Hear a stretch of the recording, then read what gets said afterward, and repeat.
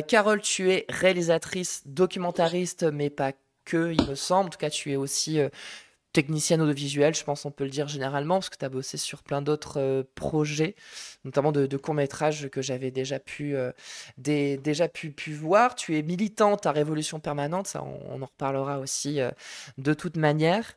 J'ai sûrement loupé des trucs dans ta présentation, parce que en fait tu fais plein de choses. Donc vas-y, présente-toi, parce que je ne saurais pas mieux te présenter Non, mais que toi. non, mais t'as tout, enfin, t'as dit l'essentiel. Je suis militante à Révolution Permanente et à du pain et des roses depuis quelque temps déjà. Je suis réalisatrice de documentaires. Je fais ce genre de choses. Enfin oui, ce sont mes activités. Et puis après, je gagne ma vie en tant qu'assistant de caméra sur de Ok. la fiction. Voilà, genre, c'est comme ça que je gagne mes sous. C'est Mais vrai que voilà, c'est ça. ok, bon, ça va. Je me suis pas planté. C'est vrai que c'est la question que je me posais. C'est la question que je Non, me je gagne pas posais. de sous avec les Concilier ta documentaires. vie. Ouais, bah alors, de toute façon, on en reparlera, mais c'est vrai que c'est faire du documentaire, à fortiori du documentaire militant, c'est pas ça qui rapporte beaucoup d'argent. J'en sais quelque chose aussi. Peut-être bientôt, on sait pas, hein. Genre, Ah bah faut écoute, voir, mais on espère, hein. pour On l'instant, espère. c'est compliqué, on va dire. Ouais. Bah ouais, non, mais je comprends, je comprends. Je connais bien la situation. Mais on en reparlera de toute manière. Donc aujourd'hui, les amis, on va parler évidemment donc de ton travail documentaire, Carole, et même plus généralement, on va parler d'à quel point le documentaire peut avoir de l'importance dans le militantisme, dans le militantisme révolutionnaire. Surtout, parce que bon, Aussi, tu fais des voilà, je documentaires veux en dire, plus. ouais, je fais des documentaires, donc c'est pour ça qu'aussi ça m'intéressait qu'on ait cette discussion ensemble, Mm. parce que je pense qu'on a un peu un regard, enfin, je pense qu'on a un regard un peu similaire sur la manière de faire des documentaires, sur à quoi ça sert, en tout cas sur la finalité. Et du coup, voilà, ça m'intéressait d'en discuter avec toi ce matin.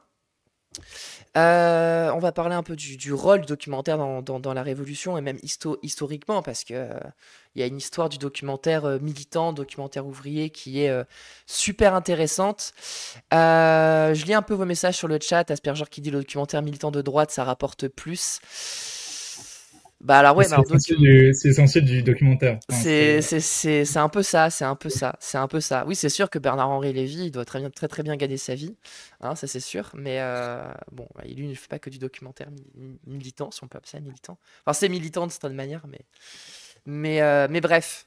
Avant qu'on rentre peut-être un peu plus dans les généralités, tu as notamment réalisé un film qui s'appelle S'il touche à l'un d'entre nous. euh, qui raconte. Bon, en fait, je vais te laisser, je vais te laisser le présenter. Tiens, vas-y, vas-y, parce que moi, je pense que je le présenterai pas très bien, donc hésite pas à présenter ce non, mais film moi, ça m'intéresse au contraire de savoir comment tu le présenterais, mais si tu veux, il n'y a pas de souci. comme tu veux, comme tu veux. C'est un, non, mais ça, enfin, si vous voulez, c'est un documentaire qu'on a réalisé l'année dernière, pour suivre, en fait, la campagne, la grande campagne qui a eu une ampleur nationale, qui visait comment dire, qui visait à batailler comment dire, à batailler et à réintégrer un de nos camarades, Christian Porta, qui est le délégué syndical, un des délégués syndicaux de son usine de l'agroalimentaire Biohazard. Qu'on avait reçu l'année dernière ici sur Twitch. Le replay est sur le site d'Espace. Voilà, pardon, je Voilà. Et précise. en gros, il était licencié parce qu'il avait été licencié en début d'année dernière parce qu'il faisait trop bien son travail de syndicaliste, parce qu'il avait eu trop d'augmentation de salaire, trop d'amélioration des conditions de travail pour lui-même et pour ses collègues. Et c'était une vraie épine dans le pied pour le patron. Et le patron qui n'est pas juste entre guillemets, genre un patron un peu isolé, c'est une multinationale de l'agrobusiness qui s'appelle InVivo. Et ils ont Ouais. décidé de faire de Christian un exemple de ce qu'ils s'apprêteraient à faire et de ce qu'ils font, hein, genre concrètement, à l'ensemble, contre l'ensemble des travailleurs qui osent relever la tête. Ils ont décidé de le licencier sur ces bases-là. Et du coup, en fait, on a une grande campagne en fait qui a été menée, qui a parti du coup à partir d'une grève très dure menée avec beaucoup de courage et de force par les collègues de Christian et qui a été soutenue par beaucoup de soutien à l'extérieur et également par des soutiens aussi dans les murs de l'usine. Ça aboutit en fait cette grande campagne qui a une ampleur nationale du coup a abouti à une victoire puisque Christian a été réintégré l'année dernière à la fin en août et Ouais. que In Vivo a été condamné à payer, à payer plus de 500 000 euros pour en frais, en amende pour avoir intenté un licenciement complètement hallucinant, quoi.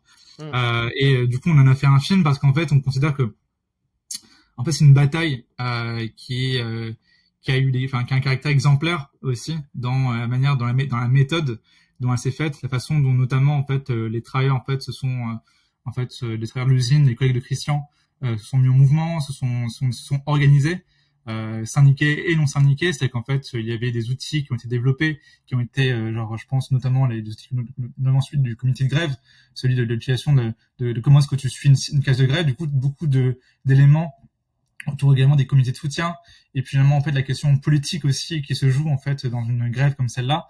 Il y a des éléments comme ça qui ont été développés et poussés, je pense, à un point qui fait que les avoir capturés, on doit en avoir capturé en tout cas au moins certains aspects et pouvoir les condenser dans un film qu'on peut montrer. En fait, pour nous, ça a beaucoup de sens parce que ce sont des films. C'est un film pour le coup qui fait un peu plus d'une heure, mais c'est un film qui est un mode d'emploi, qui est un outil, qui est un outil condensé de 6-7 mois de bataille dure et exemplaire contre un patronat radicalisé et surtout qui a tous les moyens. Et donc gagner face à un patron qui pèse 12 milliards de chiffre d'affaires par an et qui a 14 000 salariés dans le monde et dont le DRH monde, Sébastien Graff, en fait, fait fait de Christian sa bête noire. Je veux dire, c'est une victoire qui n'était pas donnée quand on a commencé à documenter et à suivre et puis vraiment à participer à la bataille, parce que la réalité c'est qu'en fait Christian c'est un camarade, et donc en fait la logique de filmer ce documentaire a été faite en fait de manière combinée avec pardon, j'ai un chat dans la gorge aujourd'hui. Pas de souci. Qui était fait de manière combinée avec une campagne politique qu'on menait également. Enfin, c'est-à-dire qu'en fait, depuis Révolution Permanente, pour soutenir, pour accompagner la grève, pour la faire aller le plus loin possible, etc., etc.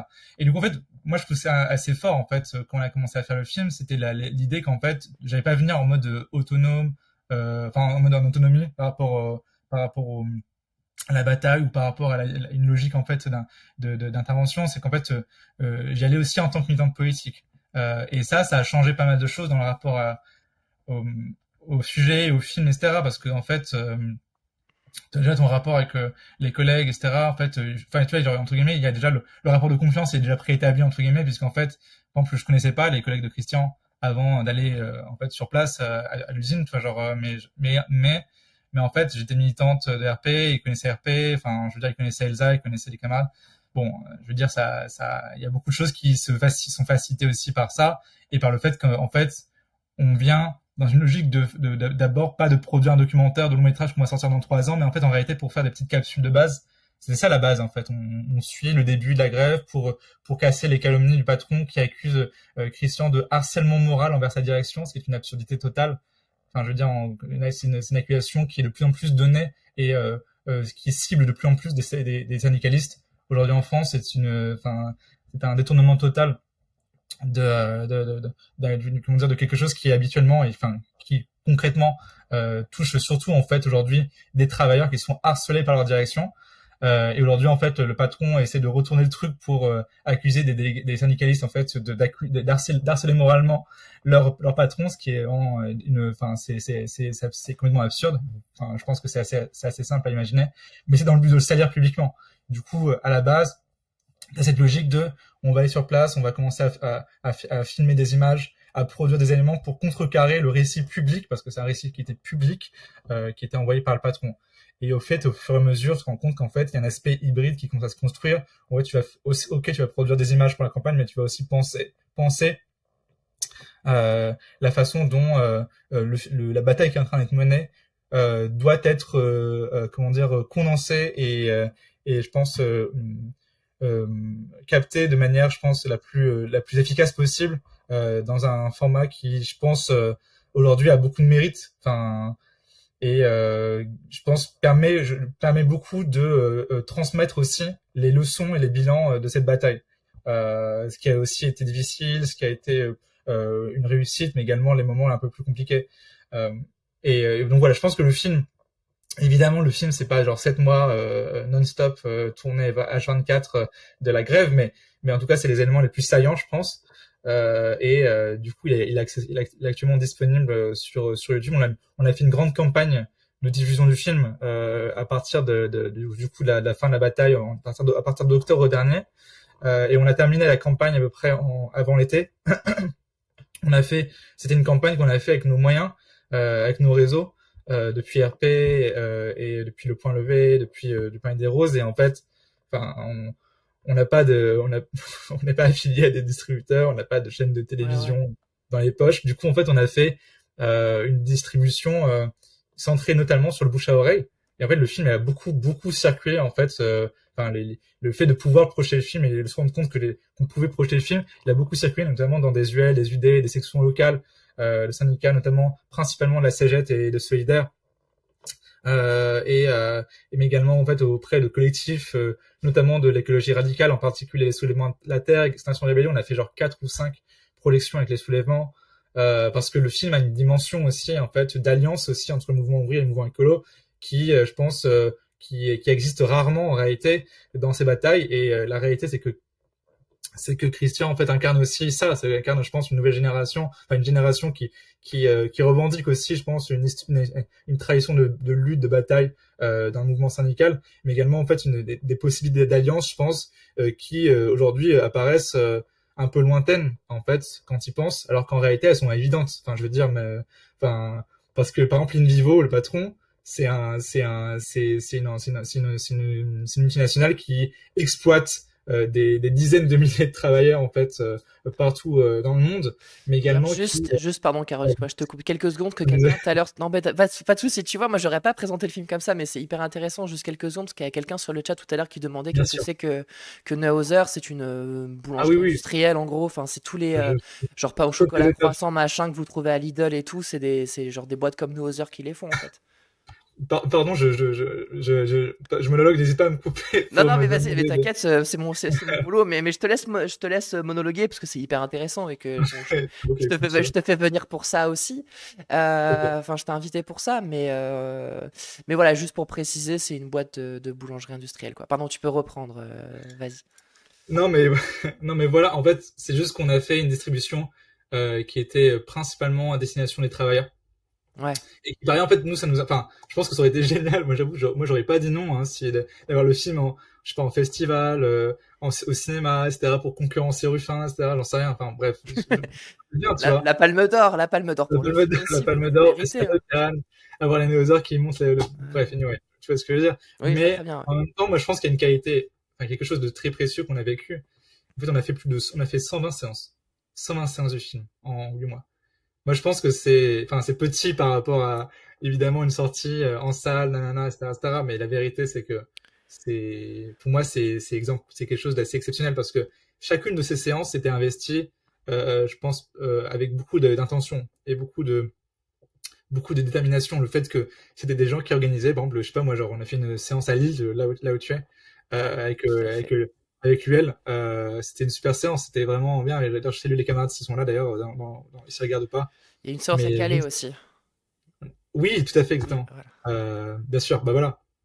Et en fait, c'est des séances qui étaient investies et dans lesquelles, tu vois, genre, en fait, c'est pas juste en mode tu vas au ciné, tu payes ta place et tu vas regarder le film et après basta. Non, en fait, tu regardes le film et après, t'en discutes. Après, c'est un moment militant, en fait. C'est un moment, en fait, politique. C'est un moment, en fait, où, en gros, tout l'enjeu aussi de ce qu'on fait, je veux dire, et en tant que documentariste, je pense que c'est une tension centrale, en fait, que t'es censé avoir. C'est quand tu fais des films, déjà, tu penses à la diffusion, tu penses à comment est-ce que tu fais les montrer, mais également, en fait, tu penses au fait que ce sont des films qui ont pour objectif, in fine, de mettre en mouvement, de transformer un minima subjectivement, je pense, enfin, au moins un petit peu, en toute humilité, bien sûr, les gens qui peuvent le voir et qui peuvent, je pense, être traversés aussi par la bataille qui est celle qui est présentée dans le film. Et qu'en fait, genre, pour moi, c'est un des trucs, enfin, je pense qu'il y a mille et une choses à reprocher à beaucoup de documentaires qui parlent de la grève ou qui parlent de lutte, mais je pense qu'une des principales que je vois, c'est lié notamment au circuit de distribution, à la façon dont les films sont montrés.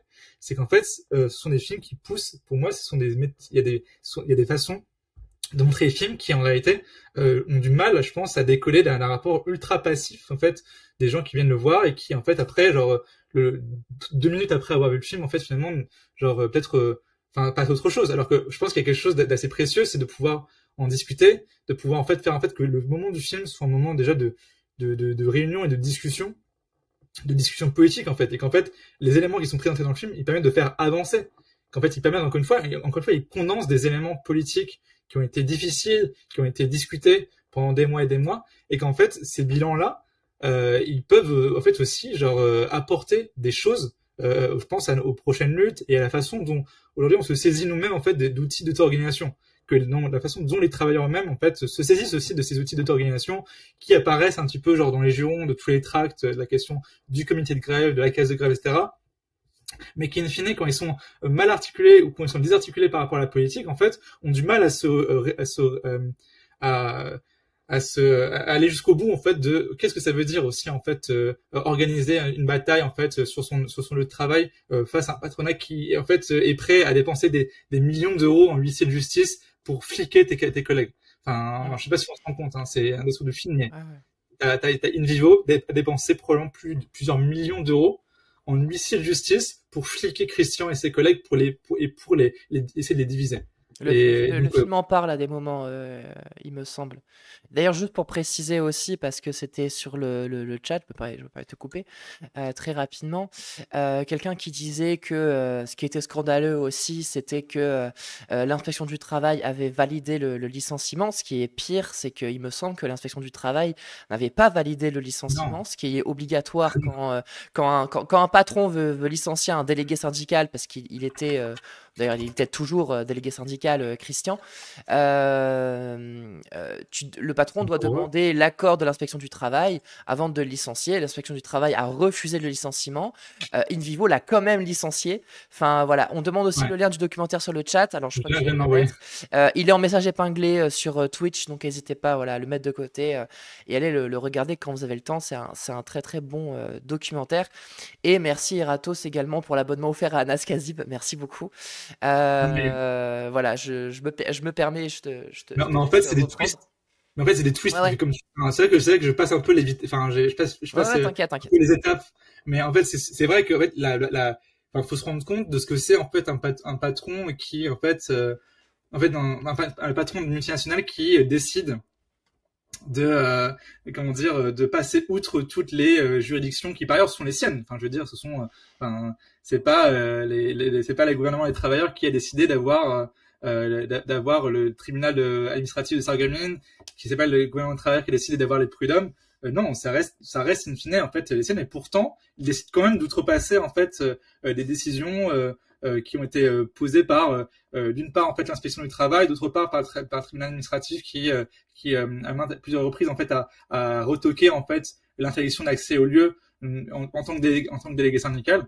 Et je veux dire, enfin c'est un degré, c'est hallucinant en fait. Et forcément, quand tu te rends compte de ça, quand tu vois qu'en fait c'est un patron qui décide de prendre le choix très conscient d'outrepasser ces mesures-là qui sont censées être des mesures justement c'est de droits arrachés quand même en vrai. Tu vois, alors les questions des prud'hommes, c'est des droits arrachés, etc., etc. Et c'est important de s'en saisir. Mais ce qui est intéressant, c'est de voir comment dans ces conditions en fait tu te batailles avec un patron qui décide en fait qu'il en a rien à cirer. Tu vois, je veux dire, ça pose un peu le degré de en fait qu'une bataille comme celle-là, elle ne peut se mener que sur plusieurs fronts en même temps. Tu ne peux pas te contenter du front purement en fait légal sur en gros la bataille au prud'homme, la bataille au tribunal face au patron, parce qu'en fait il peut décider à des moments donnés en fait de passer outre et de passer dans l'illégalité totale, parce qu'en fait il considère que choquer et faire un blitzkrieg sur les collègues, ça lui permettrait d'atteindre ses objectifs. En mode, en effet, si tu épuises genre par exemple si tu épuises le travailleur que tu essayes de virer, que tu le rends isolé, que tu le rends seul, peut-être qu'à un moment donné, il va se rendre compte, il va se dire, bon, en fait, c'est stop, quoi. C'est bon, c'est terminé. Je me casse. J'en ai marre. Je vais pas risquer ma santé pour ce boulot de merde. Et en fait, à ce moment-là, du coup, il aurait gagné et dire, ah, mais non, mais il est parti de lui-même. Tu vois, genre, ok, on était dans l'égalité, mais là, il est parti de lui-même. Et du coup, en fait, c'est ça aussi qui se joue, en fait, dans ce genre de bataille. C'est qu'en fait, Christian, c'est un militant politique. C'est quelqu'un qui aussi, je pense, ne lâche rien, qui ne se fait pas acheter par sa direction, alors que franchement, on lui a proposé des chèques de malade. Enfin, on lui a proposé des chèques à 6 chiffres pour qu'il parte. et il décide de rester, et il décide de se battre jusqu'au bout, parce qu'il considère aussi qu'en fait que c'est central aussi de mener une bataille comme ça jusqu'au bout, parce que si tu gagnes, en fait, je pense que ce que tu fais gagner à la classe, en fait, c'est quelque chose d'important, et que encore une fois, c'est important de voir ce que ça veut dire en fait de se battre aussi pour ton emploi, pour maintenir en fait comment dire l'ordre de bataille en fait aussi dans sa section, et de voir ce que ça veut dire aussi de batailler aussi contre le fait d'être acheté. Enfin, je veux dire, je pense que c'est un des outils centraux là actuellement dans la répression antisyndicale, c'est en fait de frapper, ensuite d'arroser pour espérer que les gens partent d'eux-mêmes et décapiter les sections. Du coup, ouais, donc en fait voilà, en tout cas le film il aborde ça, et je pense que Christian c'est un militant, c'est un camarade, je pense absolument exceptionnel. Voilà, bref. Qu'on avait déjà reçu ici, et puis effectivement l'interview était super intéressante. Comme quoi, vous voyez les amis, moi je n'aurais pas présenté le film comme ça. Mais en tout cas, moi je l'aurais résumé de manière beaucoup plus simple, hein. C'est comme je le dis à chaque fois. Pour moi, c'est un film c'est une leçon politique, et c'est un film qui raconte la lutte, à la fois la lutte contre la répression syndicale, mais que derrière cette répression syndicale, pour moi, ce que ça montre, c'est comment un syndicalisme combatif est reçu aujourd'hui par le patronat, et que à la fois le patronat, comme tu le dis, se radicalise, et donc ça crée des situations complètement ubuesques, mais qu'en même temps, quand on a un syndicalisme qui bataille, ça marche, quoi. C'est compliqué, mais ça marche, et c'est ça que je trouve qui est hyper intéressant avec ton film, c'est que ça montre ça, et ça permet aussi de...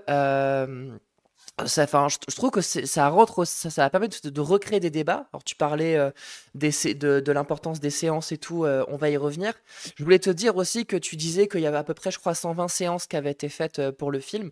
C'est pas beaucoup, et en même temps, il y a des films à plus haut budget à sortie nationale qui font quand même moins de séances que ça. Donc, c'est pas mal quand même, 120 séances, c'est J'ai vu un film avec Caméra qui est sorti en août, qui a 7 séances. Voilà, 7 séances, et après on n'en a plus jamais entendu parler. Donc comme quoi, t'as réussi à faire mieux qu'un film avec Cadmerade quand même, donc c'est pas mal. Je pense que ça va. Mais oui, moi je sais que j'ai trouvé super intéressant, c'est que ça rentre aussi beaucoup dans les débats actuels sur Alors je sais que bon, c'est une question que vous vous posez beaucoup en plus, enfin vous chez Révolution Permanence, que je vous lis beaucoup par rapport à ça, de la différence entre un syndicalisme un peu plus réformiste, d'accompagnement, qui va essayer d'être beaucoup plus dans ce qu'on appelle le dialogue social, même si ça ne veut pas dire grand-chose, et un syndicalisme beaucoup plus combatif, qui ne va pas hésiter à aller au front, voilà, en assumant le fait que ça a des conséquences qui peuvent être difficiles. Enfin, Christian Porta, voilà, on a quand même pas mal... payer le prix, même s'il a gagné au final. Enfin, voilà, ça n'a pas été évident. Mais pour moi, c'est en ça que je présente souvent le film comme une leçon politique, quoi. C'est de dire, en fait, battez-vous, et à la fin, vous pouvez gagner, quoi. Enfin, voilà, tu parlais de Ruffin un peu tout à l'heure. C'est vrai qu'il y a un peu ce côté-là aussi. À la fin, c'est nous qu'on va gagner, quoi. Un peu le slogan à la Fakir. Mais moi, c'est ça que j'ai trouvé hyper intéressant dans ton film, qui en plus de ça... Enfin, c'est motivant, quoi. Je pense qu'on a vraiment besoin de films motivants au vu de la période. Et on en reparlera un peu tout à l'heure des différents documentaires dont tu parlais, qui effectivement sont plus des objets de consommation que vraiment de réflexion. Oui, après, enfin, faut en faire une règle, et genre en mode il y a des documentaires, c'est terminé, ce sont enfin tu vois, genre plus après c'est bien aussi d'avoir je pense des films sympas à regarder. Enfin je veux dire, c'est pas non plus des films documentaires de lutte, enfin c'est pas pour en mode en faire un truc, c'est plutôt le contexte de diffusion, là, comment tu montes le film, et comment est-ce que tu essaies de sortir aussi de la routine un peu. Enfin je veux dire, tout le monde va pas au cinéma, enfin tu vois, genre à un moment donné faut t'amener le film aussi toi-même, enfin faut que tu fasses un effort. Et genre moi, une des fiertés, c'est par exemple quand on a montré le film, on a montré le film à Roissy, dans en gros la maison des syndicats, donc de l'aéro. Enfin moi, c'était un moment de fierté. Et là, par exemple, récemment, moi j'avoue que ça c'est un truc moi je trouve ça incroyable, enfin vraiment ça me bouleverse franchement. En gros, le film a été traduit en espagnol, Et en fait, je sais pas si je sais pas si c'est clair pour tout le monde, mais en fait, en gros, moi, je suis militante à la Révolution Permanente, mais en fait, Révolution Permanente fait partie d'une internationale qui s'appelle la Fraction Trotskiste. En gros, on a des camarades un peu partout dans le monde, et notamment en Amérique latine. Par exemple, en fait, on a eu des projections du film qui ont été faites du coup en Argentine, mais également au Chili. Par exemple, au Chili et dans la ville d'Antofagasta, par des camarades du coup du PTR. C'était par exemple une projection avec notamment des mineurs en fait, des mineurs de charbon en fait d'Antofagasta qui ont pu voir le film et en discuter. Pareil, en fait, on a fait plusieurs projections près de Buenos Aires, notamment près de La Plata, avec aussi des travailleurs du coin, etc. Et moi, franchement, genre, moi, avoir des retours aussi de comment est-ce que, je sais pas moi, des travailleurs en fait, des travailleurs de la banlieue de Buenos Aires ont vécu le film. Franchement, ça remue un peu, tu vois, il y a un truc un peu de, tu te dis, parce que par ailleurs, et ça c'est un truc intéressant aussi, c'est que en fait, il y a une logique aussi internationaliste. En fait, on pense que ce sont des films qui peuvent condenser à l'international aussi ces batailles-là.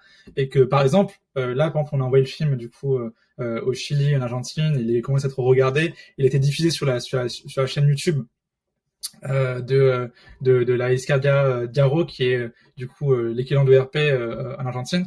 Donc c'est en termes de journal, je veux dire, le média. Ouais. Et en fait, d'autre côté, en fait, nous, ce qu'on a fait, c'est qu'en fait, on a traduit un documentaire important sur la lutte des Madigraphes, qui est un beau documentaire qui a été fait sur du coup l'expropriation, la réquisition, enfin vraiment le fait d'aller. En fait, c'est une bataille qui est incroyable, qui date d'il y a une quinzaine d'années, en fait, et qui aujourd'hui a été par ailleurs a eu une sorte de nouveauté en juin dernier, vu qu'en fait l'expropriation a été validée par la justice. Par la justice de argentine, qui est quand même assez énorme, quoi. Et en gros, c'est une bataille qui était ultra dure, en fait, qui a été menée contre avec des assauts des flics, etc., et qui a mené à la fin vraiment au contrôle ouvrier d'une usine graphique dans la banlieue de Buenos Aires. Et en fait, c'est un documentaire très précieux à l'heure où on parle de nationalisation. Parfois genre de manière complètement mitterrandienne, en mode en pensant une logique avec une logique de rachat, etc. Nous on défend par exemple une logique en fait de, par exemple pour les harceleurs, etc. J'ai vu dans le chat que les gens en parlaient juste avant, mais en gros une fois il y aurait une question d'une nationalisation sans haine ni rachat. Bon, en fait voilà, je pense que qu'est-ce que ça veut dire qu'on parle de ça? En fait c'est on peut tirer les leçons, on peut comprendre un peu ce que ça veut dire lorsque on peut comprendre ce que ça veut dire par exemple une usine sous contrôle ouvrier lorsqu'on voit un documentaire comme celui-là.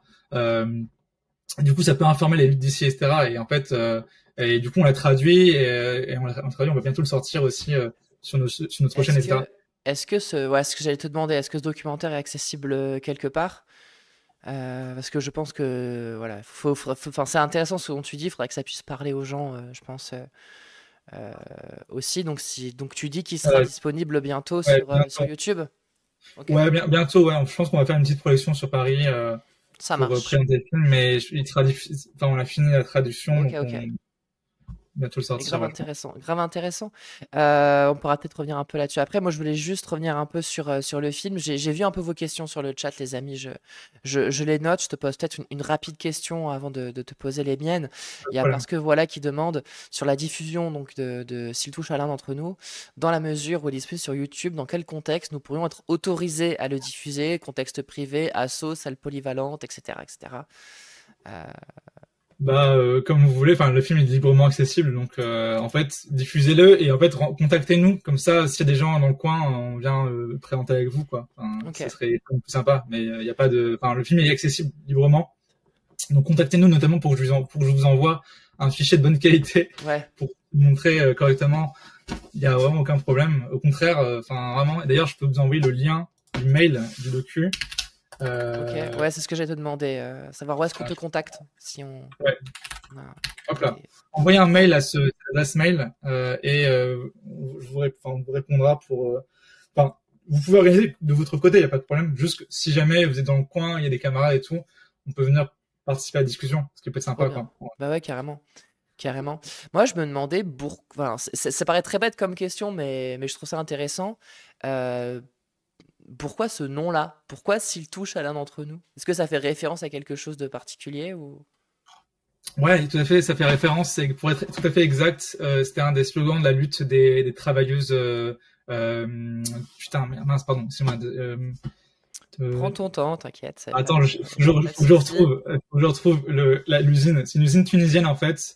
Okay. En gros, c'était une lutte de travailleuses de cette usine-là, et en fait, depuis le Pain des Roses à l'époque, on avait suivi la lutte et on avait soutenu, tu vois, en tant que lutte féministe aussi, de travailleuses de cette usine qui revendiquait de meilleures conditions de travail. Le slogan, c'était s'il touche à l'une d'entre nous. En fait, on voit l'affiche dans le film. Et du coup, genre, on trouvait ça beau et adéquat, vu la bataille qui a été menée, tu vois, genre en mode, en fait, tu vois, genre c'est une bataille pour Christian, mais c'est une bataille de tous les travailleurs de Neozer, de tous les soutiens. Donc c'est vraiment vraiment ça. Je veux dire, s'il touche à l'un d'entre nous, en l'occurrence à Christian, ils auront, je sais pas moi, une colère, ils auront la bataille, ils auront, voilà, c'est un peu ça que ça veut dire, en tout cas. Okay. Mais c'est présent dans le film, si vous voulez, genre, je sais plus le nom de l'usine, mais c'est présent dans le film. Et je vois, il y a plein de questions. Peut-être je sais pas si. Bah là, moi, pour l'instant, sur les questions, ce que je te propose de faire, c'est que les questions qui sont posées, je les mets de côté. Soit je te les pose à la fin, soit je les pose à un moment donné parce que voilà, j'ai prévu un peu l'interview. Donc, t'inquiète pas pour ça. Mais si jamais, par contre, il y a une question que tu vois sur le chat, tu as envie d'y répondre un peu du tac au tac comme ça, vraiment, hésite pas. Mais je vois notamment Eratos qui parle un peu plus de ton parcours. Ah oui.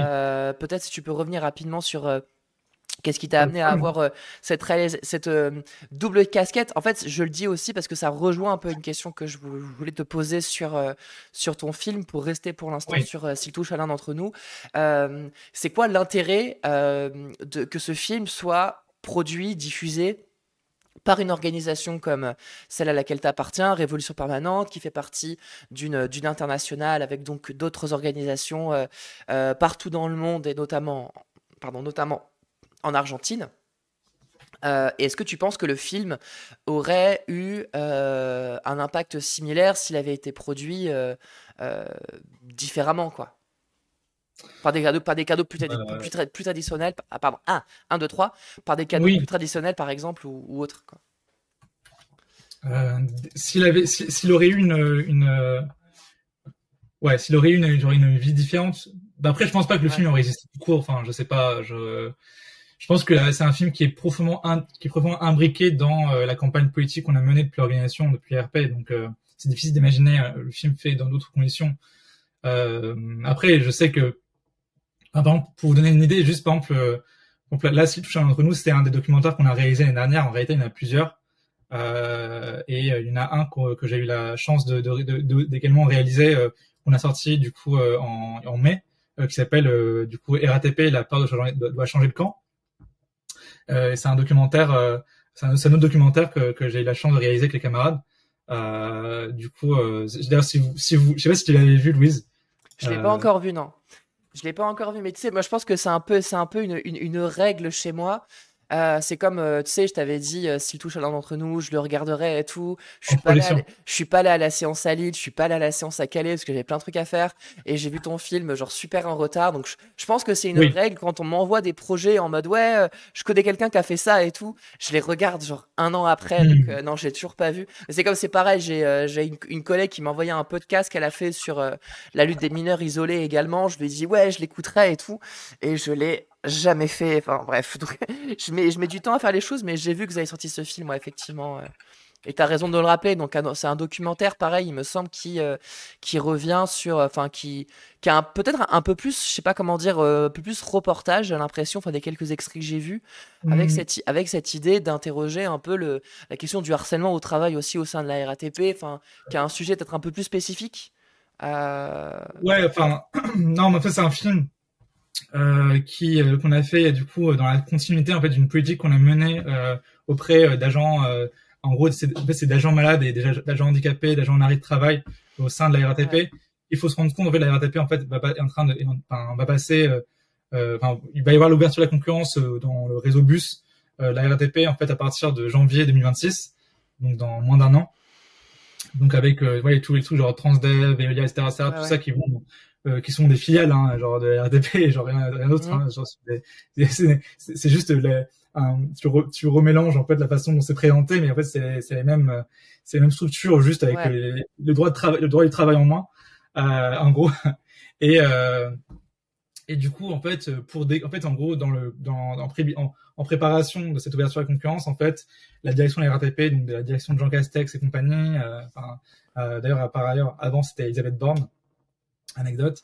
En gros, cette direction, en fait, est en train d'essayer de dégraisser en fait la masse salariale au maximum qu'ils peuvent, et donc la meilleure façon qu'ils ont trouvé pour ça, c'est en gros d'harceler et d'essayer de pousser à la porte des travailleurs en fait qui sont dans des situations qui sont décrites, qui sont considérés par la RATP elle-même comme dans une situation d'inaptitude.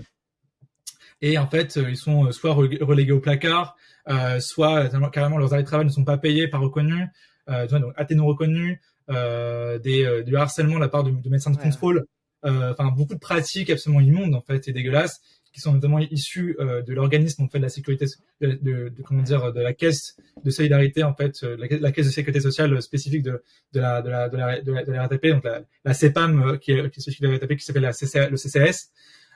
Et du coup en fait par ces outils là en fait mettre une pression dingue pour pousser à la sortie en fait des travailleurs malades ou qui sont considérés comme inaptes par la RATP. Pardon, vas-y, tu peux peut-être résumer rapidement parce que t'as pas répondu à la question que je t'avais posée. Pardon, non, c'est juste, je pense que c'est que...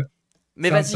Parce qu'en fait, en gros, si vous voulez, en fait, du coup, en fait, avec les camarades, en fait, on a fait une enquête, les camarades, en fait, ont réalisé une enquête absolument incroyable, en fait, depuis, parce qu'on a des camarades à la RATP, on a des camarades qui suivent aussi, et en fait, on a fait une grande enquête, en fait, l'année dernière, en décembre, sur du coup les conditions de travail en fait, le harcèlement et qui peut pousser parfois juste à des tentatives de suicide. Hein. Je veux dire, il y a des collègues, il y a des agents qui ont d'ailleurs on le montre dans le documentaire, qui ont été poussés à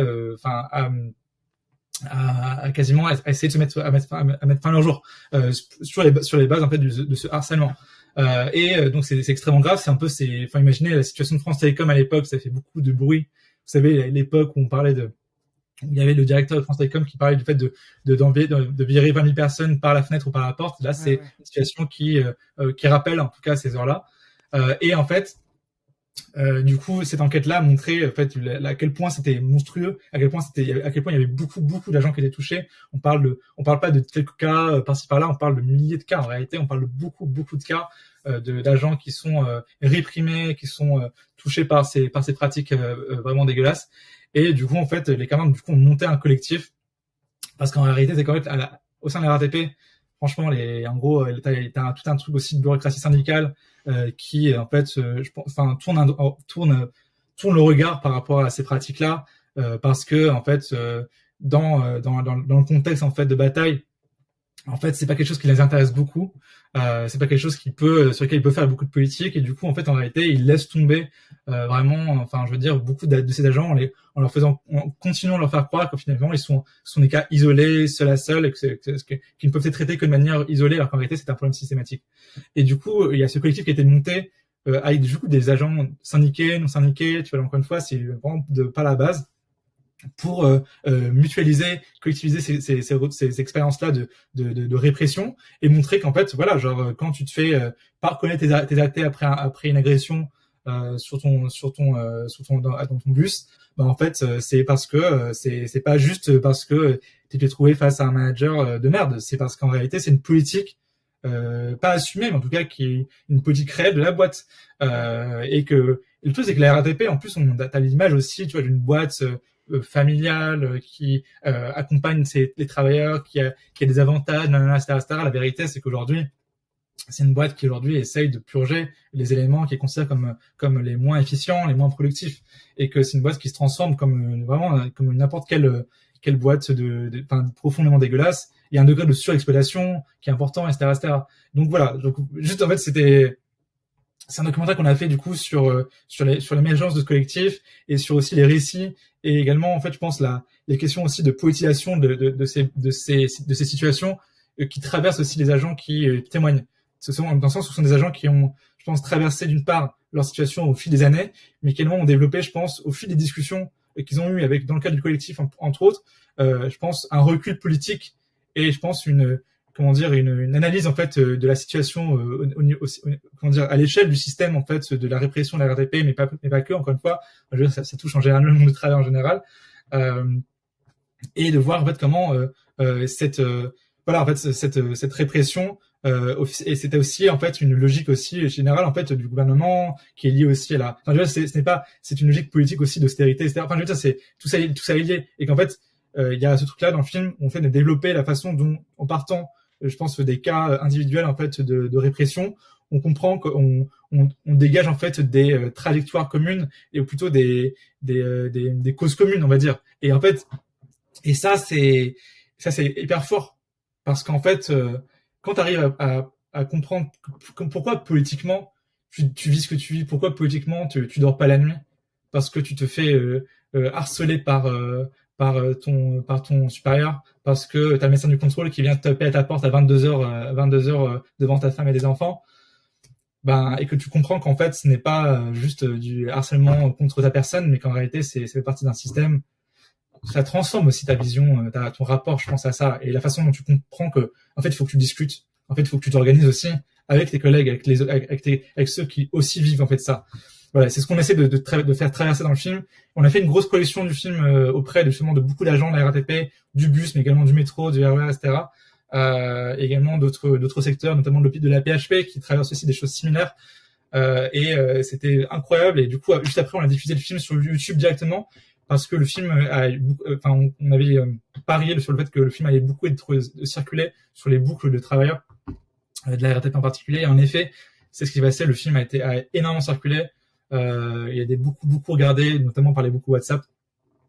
Et du coup voilà. Voilà, c'est vraiment, je voulais juste. Il y a pas de souci, il y a pas de souci. Mais en fait, c'est intéressant que tu dises ça aussi. D'ailleurs, voilà, le film est sur YouTube et je vous invite à aller le regarder. Je regarderai moi de mon côté quand j'aurai le temps, parce que j'ai pas beaucoup de temps. C'est surtout ça mon problème. Mais c'est intéressant que tu dis ça, parce que ça rejoint un peu la manière que tu avais de présenter S'il touche à l'un d'entre nous. C'est-à-dire qu'entre aussi bien sur S'il touche à l'un d'entre nous que ton film sur la RATP, enfin votre film sur la RATP, parce que t'as pas été seul à le faire, ça part d'une situation précise et ça se veut généralisé. Donc tu disais tout à l'heure par rapport à la RATP par exemple, de dire ça touche la RATP, mais c'est une politique d'austérité généralisée, etc. Et c'est vrai que tous les documentaires, par exemple, vont pas forcément avoir cette manière-là d'envisager le sujet. C'est-à-dire, on va trouver un angle, faire quelque chose d'extrêmement précis, essayer de suivre une lutte particulière sans forcément essayer, d'ouvrir à plus général. Et là, pour le coup, toi, c'est ton but. Qu'est-ce qui, en quoi justement le documentaire sert à ça particulièrement, à la fois être une leçon politique d'un cas particulier, notamment pour S'il touche à l'un d'entre nous, mais à être aussi un outil d'analyse politique générale, et même un outil de politisation. Quelqu'un tout à l'heure posait ce terme-là sur le chat, un outil de politisation. Comment tu vois justement les documentaires que tu réalises, même les documentaires en général, comme des outils de politisation? J'aimerais bien que tu répondes à cette question, et après qu'on revienne un peu sur toi, ton parcours. Qu'est-ce qui a fait que tu es passée d'assistante caméra à réalisatrice révolutionnaire? Mais ouais, peut-être d'abord sur cette première question, ce que tu peux en dire, ça m'intéresse. Bien sûr. Déjà c'est pas suffisant. Enfin, je veux dire, je pense que les documents, il faut être raisonnable. Je veux dire, on parle de films qui, je pense, peut avoir un impact, mais la vérité, c'est que tu ne peux pas mettre en mouvement. Tu veux pas mettre en mouvement. Les gens juste par la force d'un film, tu vois. Enfin, je pense que c'est des outils d'apprendre. Je pense que c'est des outils qui peuvent être, je pense, absolument centraux de discussion politique. Et encore une fois, ça dépend de la circonstance, tu vois. Moi, je pense que on a fait tout un topo, une discussion une discussion en fait lors de notre université d'été, c'est en fin août, on a avec ma camarade Axel, autour de l'histoire et la pratique militante du documentaire de grève, en repartant notamment de cette pratique-là en France depuis 1968, etc., etc. Et en fait, ce qu'on a identifié, c'est la façon dont, en fait, il y a des moments, lors des moments d'intensification de la lutte de classe. En fait, c'est à ce moment-là aussi que en fait, tous les champs, en fait, de diffusion de ces idées, tous les champs de diffusion de ces espaces de discussion qui peuvent se créer aussi par la diffusion, peuvent être, convoqués et mis en pratique concrètement pour accompagner la lutte, mais qu'en fait, il n'y a jamais un rapport de substitution à la lutte elle-même. Et sans être luttiste non plus, c'est juste plutôt penser à la façon dont, en gros, tu fais des documentaires parce qu'en fait, tu as une campagne à côté, dans le sens où c'est une facette d'une campagne en général. Et que la force du film, encore une fois, c'est sa capacité de condensation et aussi de rapport, je pense, et ça, c'est peut-être un truc qu'on pourra plus en discuter, mais en fait, on parle d'objet de cinéma, moi, je pense que, je revendique le fait que je me revendique aussi en tant qu'artiste. Moi, je revendique que je suis une artiste militante. Je suis pas, tu vois, oui, il y a des aspects de mon travail qui se rapportent au journalisme, tout à fait, par au quotidien, dans la couverture, etc. Mais ces documentaires-là, pour moi, relèvent en fait, in fine, d'œuvres, je pense, qui ont une sensibilité artistique importante, et qui ont aussi, je pense, une tension vers ça aussi, de produire des objets, je pense, qui sont honnêtement, qui sont forts et qui ont une qualité esthétique aussi importante. Et du coup, il y a quelque chose d'important, c'est qu'en fait, tu touches aussi à un aspect très sensible aussi de la bataille. C'est la façon dont, en fait, tu passes aussi par, ce sont des films de l'humanité aussi, ce sont des films du lien humain, ce sont des films de l'hésitation, ce sont des films des silences, ce sont des films du souvenir, du rapport à l'image, du rapport aussi à soi-même. Ce sont aussi et surtout des films de la mémoire et de la parole ouvrière. Et ça, c'est un truc central, c'est qu'en fait, on parle de films qui sont des outils de la mémoire. Et ça, c'est incroyable. Enfin, qu'on se rend compte de ça. C'est exceptionnel. Moi, j'ai toujours cet exemple magnifique. Enfin, il y a un film, moi, qui me traverse c'est un de mes films préférés. Je vous conseille de le voir. Ça s'appelle Harlan County, USA. C'est un film absolument exceptionnel de Barbara. Que j'ai vu il y a pas longtemps d'ailleurs, grâce à toi, et qui est un très bon film, effectivement. Ah oui, génial. Je connaissais pas. J'invite à tout le monde d'aller voir ce film à tout prix. C'est un film exceptionnel sur une bataille de mineurs dans l'est du Kentucky. Un peu l'équivalent de la Moselle finalement aux États-Unis, quoi. En gros, c'est une bataille surtout qui je pense, donc qui a été captée avec brio et avec intensité et avec aussi une mise en avant, en fait, dans le sens où en fait, en gros, l'équipe de réalisation s'est mise, s'est mise d'elle-même en fait, de son propre, physiquement en fait, au service aussi de la bataille. En mode vraiment, l'équipe de tournage a permis d'éviter des fusillades parce qu'en fait il y avait toutes sortes de bandes armées pro-patrons qui venaient en fait intimider le piquet des mineurs et de leurs soutiens en faisant en fusillant par terre, en tirant par terre, etc. Et en fait, en gros, la présence de la caméra, la présence de l'équipe de tournage qui venait braquer des spots lumineux sur le petit patron, l'intendant et ses bandes, en fait, a participé, je pense, à repousser aussi les offensives, en fait, les attaques littéralement armées, en fait, je veux dire, de la part du patron et de ses lieutenants, quoi. Du coup, dans ce contexte-là, c'est une bataille qui a été gagnée également par la présence, je pense, du bon côté de la barricade de cette équipe-là. Et en fait, ce qui moi me marque, c'est à quel point en fait c'est une grève qui serait passée, je pense, complètement inaperçue si elle n'avait pas été filmée. Il y a quelque chose en fait où aujourd'hui c'est une pierre angulaire en fait de l'histoire de la classe ouvrière états-unienne.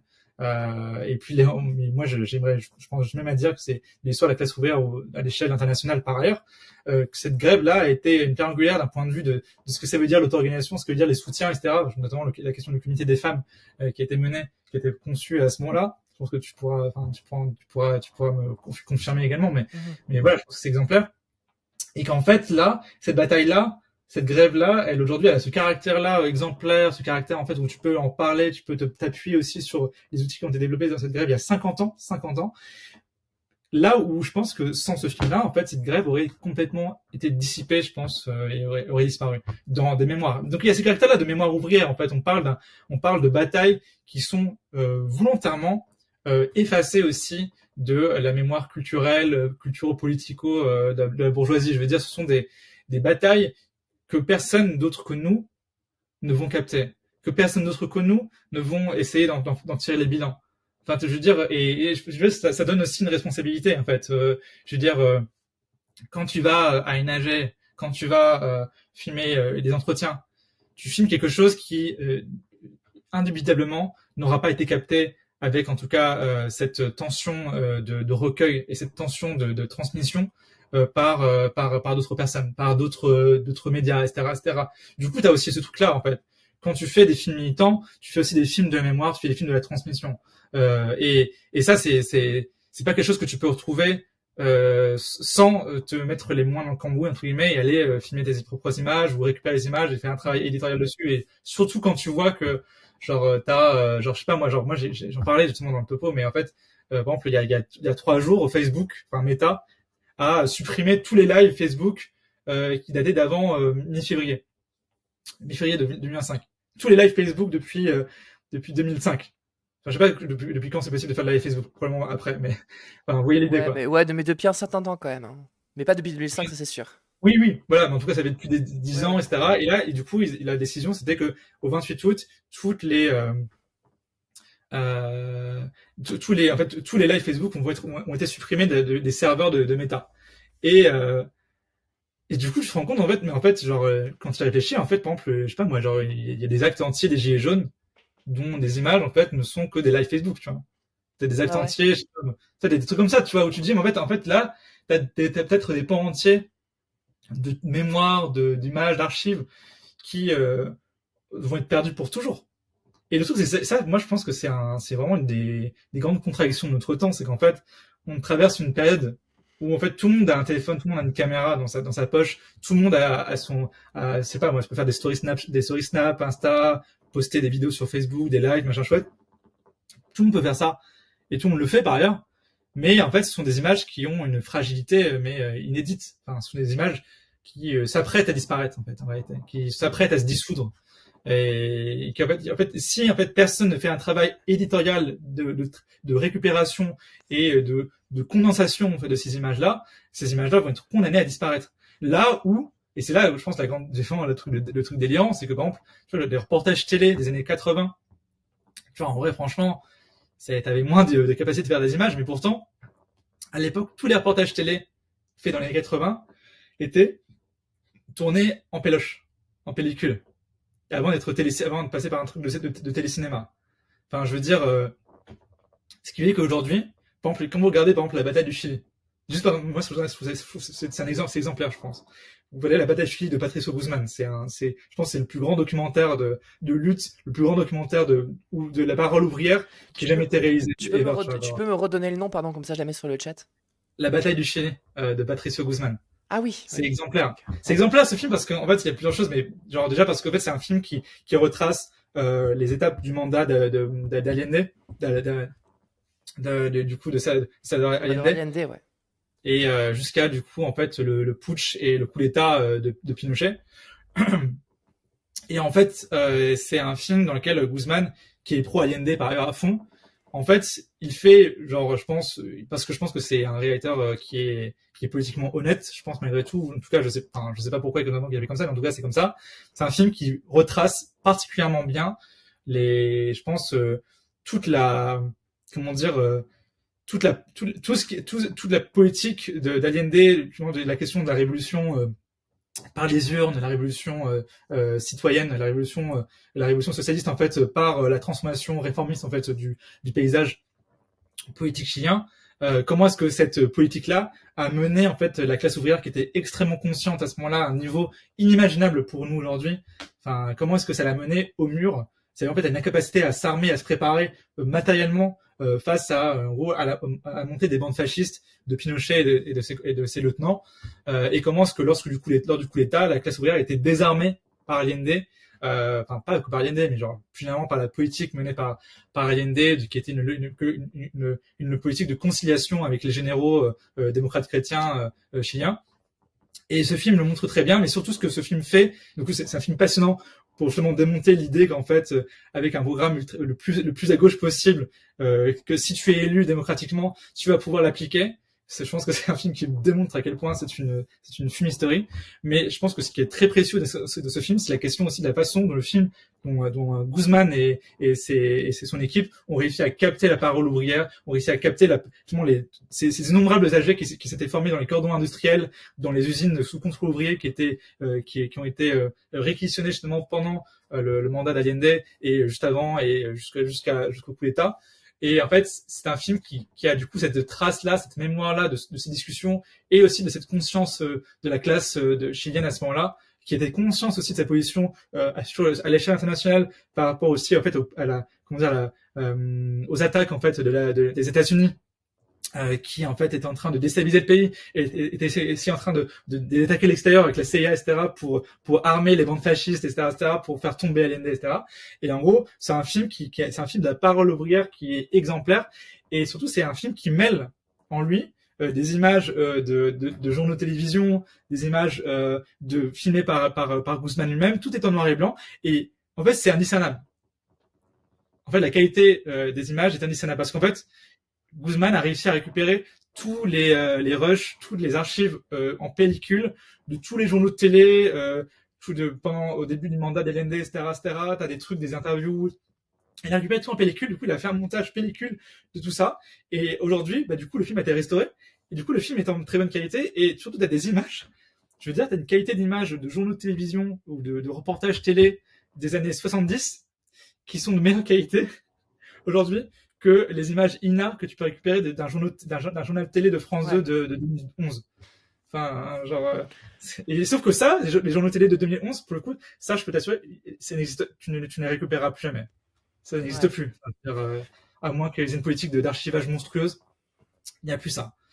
Donc, vous voyez, en fait, il y a ce truc délirant, en fait, où, en fait, on vit dans une ère, en fait, je pense, où l'image, enfin, il y a beaucoup d'images, mais en fait, si personne fait un travail éditorial, un travail politique conscient par rapport à ces images-là, en fait, on va se retrouver avec une déperdition de la mémoire, en fait. Enfin, plus rien, quoi. Moi, c'est un peu enfin, pour reprendre un peu ce que tu dis là-dessus, moi, c'est vrai que c'est toute la réflexion que j'ai sur le documentaire, et je sais pas toi, parce que tout à l'heure je te posais un peu la question de qu'est-ce qui t'a amené à à vouloir faire du documentaire militant, etc. Moi, c'est vraiment, en fait, ce qui m'a porté, pardon, c'est ce qui m'a porté et ce qui me porte aussi bien dans le documentaire que même dans mon travail en général, c'est aussi une forme d'archivage, parfois une forme d'archivage qui va pas forcément s'inscrire dans une leçon politique particulière, mais où le but, ça va être juste de dire, effectivement, c'est des images qui vont disparaître, qui pour moi sont importantes. Je les mets ensemble. Après, les gens s'en feront un peu l'idée qu'ils veulent. Mais tu vois, moi, par exemple, c'était un peu là-dessus que j'avais commencé quand j'avais fait mon premier documentaire là, sur les mineurs isolés sur le camp des Bois Blancs à Lille. Comment ? Bravo Louise d'ailleurs, franchement. Merci, Bravo. merci. Mais où en fait vraiment l'idée à la base, moi telle que je l'avais proposée à Utopia 56 par exemple, c'était vraiment de dire si vous voulez, je peux filmer des trucs. J'ai une petite caméra, j'ai un micro, je peux filmer des trucs et pareil que toi d'ailleurs au début, moi à la base c'était dans l'idée, je vais filmer des petites capsules, je vais prendre des images Je pense pas que tu te lances dans un documentaire comme ça, dis ouais c'est bon, je vais faire un. C'est bon, c'est ça. Métrage, c'est parti. C'est ça. Mais c'est ça qui est intéressant, c'est dans l'acte même de création d'un documentaire. Tu vois, nous, on peut en avoir conscience, pas forcément le cas peut-être de tout le monde, donc c'est pour ça que je le précise aussi. Et je me souviens que, voilà, moi, j'étais allé filmer des images, et au fur et à mesure, je me rendais compte que, on sait pas ce qui allait advenir de ce camp, on sait pas c'était quoi la vie sur ce camp, ce que peut devenir un camp en fait de mineurs isolés qui dorment comme ça dans un parc sous des tentes et tout. On sait pas ce que ça peut devenir, et donc au fur et à mesure j'ai commencé à filmer plein de choses. ça a donné un petit début, ça a donné un petit début de film et à la fin, à la fin, les jeunes qui non seulement arrivent à sortir de ce camp, donc le camp qui est démantelé, j'ai pas pu filmer ça, mais j'ai récupéré des images de militants que j'ai mis dans le documentaire. Le camp qui est démantelé, c'est-à-dire que les tentes sont rangées, il y a plus personne, et les jeunes créent un collectif.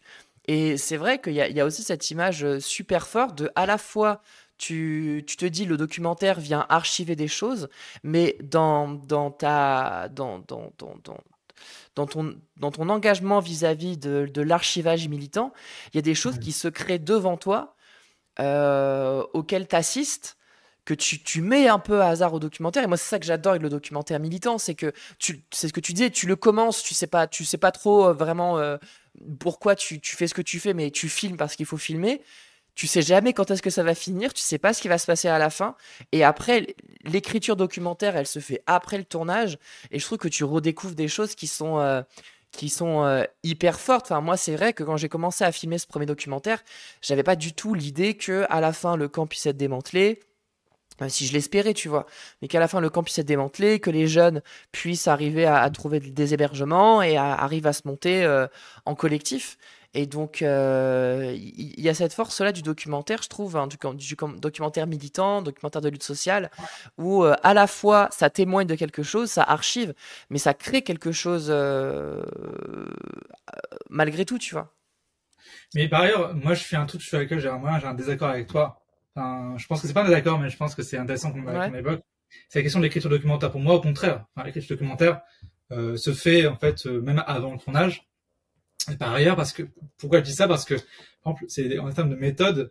Moi, genre, je revendique le fait que, en fait, quand par exemple, on vient faire du documentaire, quand on vient filmer je sais pas, par exemple, pour le documentaire sur New Others qui touche à l'un d'entre nous, en fait, moi, je suis parti sur tourner des séquences. C'est des séquences qui partiellement sont mises en scène.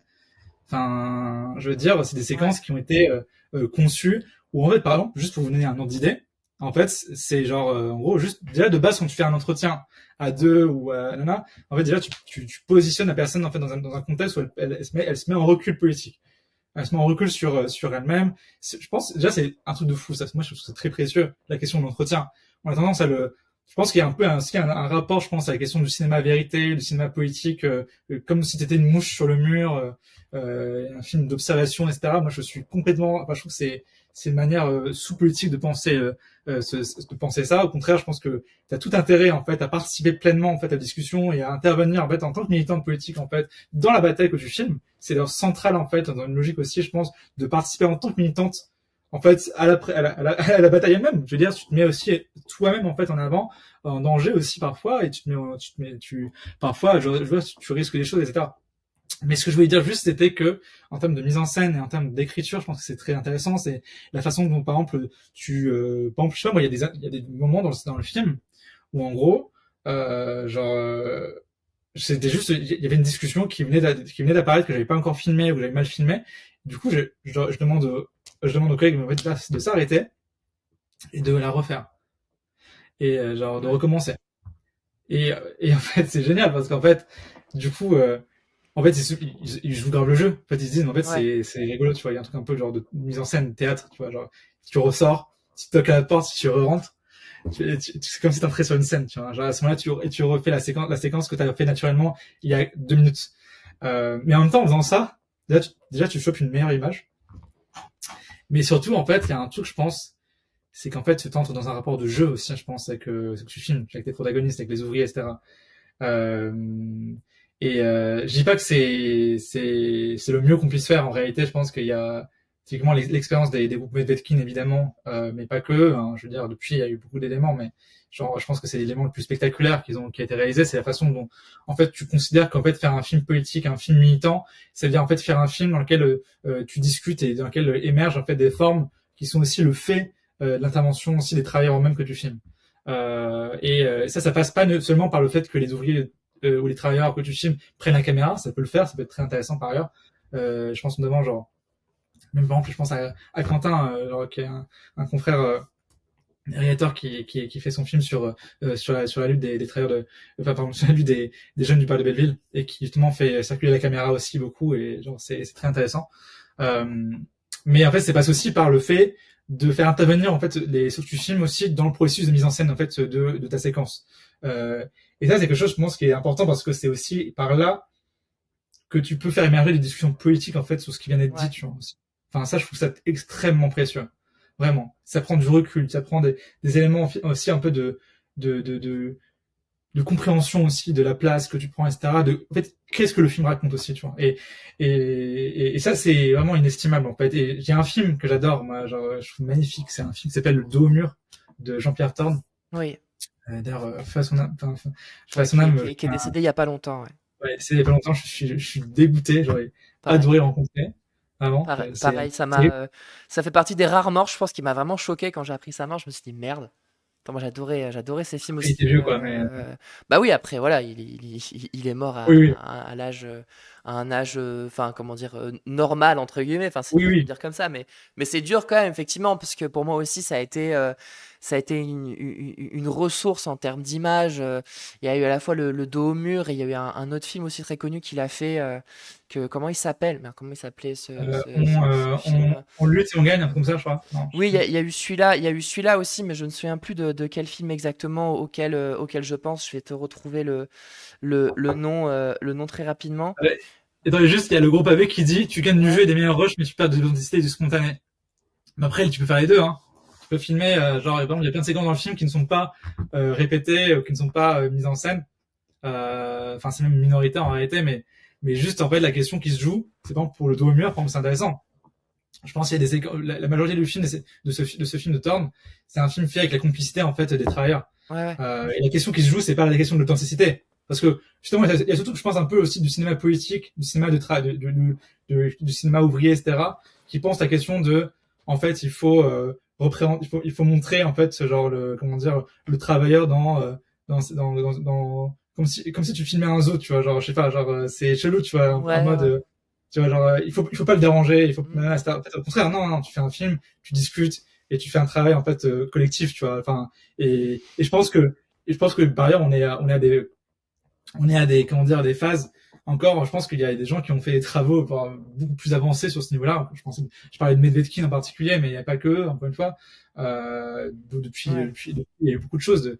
Mais c'est la façon dont tu comprends, en fait, qu'un film de grève et un documentaire comme ça, c'est pas juste, en fait, genre, un outil d'observation d'une bataille, mais c'est également, en fait, un outil de discussion, un outil d'intervention. Ça se mêle de tout ça, et moi, c'est ça qui, je trouve, est très précieux. Et en tant que militante, c'est ça qui a du sens aussi pour moi.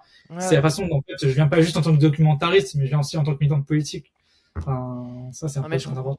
Alors, juste le film de Jean-Pierre Thorne que je cherchais tout à l'heure, c'est Oser lutter, oser vaincre, que j'avais re-regardé il y a pas longtemps. Mais tu vois, moi, je vois ce que tu veux dire. Moi, je vais juste repréciser ce que je disais sur le côté l'écriture documentaire se fait après. Moi, je comprends ce que tu veux dire. Moi, c'est vrai que je veux parler un peu plus spécifiquement sur ma relation à mon premier film, donc Aux Enfants de la Plaine, où pour le coup, moi, c'est vrai que j'ai beaucoup filmé ce qui se passait. Quand je dis l'écriture documentaire se fait après, c'est que ça s'est fait vraiment un peu de manière très hasardeuse, parce que vu que je filmais un truc qui était en train d'arriver et qui allait un moment peut-être avoir une fin que je connaissais pas, ça a été beaucoup de hasard en fait. Moi, j'ai commencé à filmer le camp, j'ai filmé une manif, j'ai filmé ci, j'ai filmé ça. Puis à un moment, je me suis dit, attends, je vais aller interviewer. J'ai interviewé une élue écologiste qui bosse beaucoup sur la question de l'hébergement des mineurs isolés au département, parce que c'est le département qui est concerné. Puis après, il y a eu le rassemblement des jeunes avec les jeunes qui se mobilisent, etc. Et donc, en fait, je suis arrivé à la fin d'un film en me disant, ok, qu'est-ce que je fais de toutes ces images?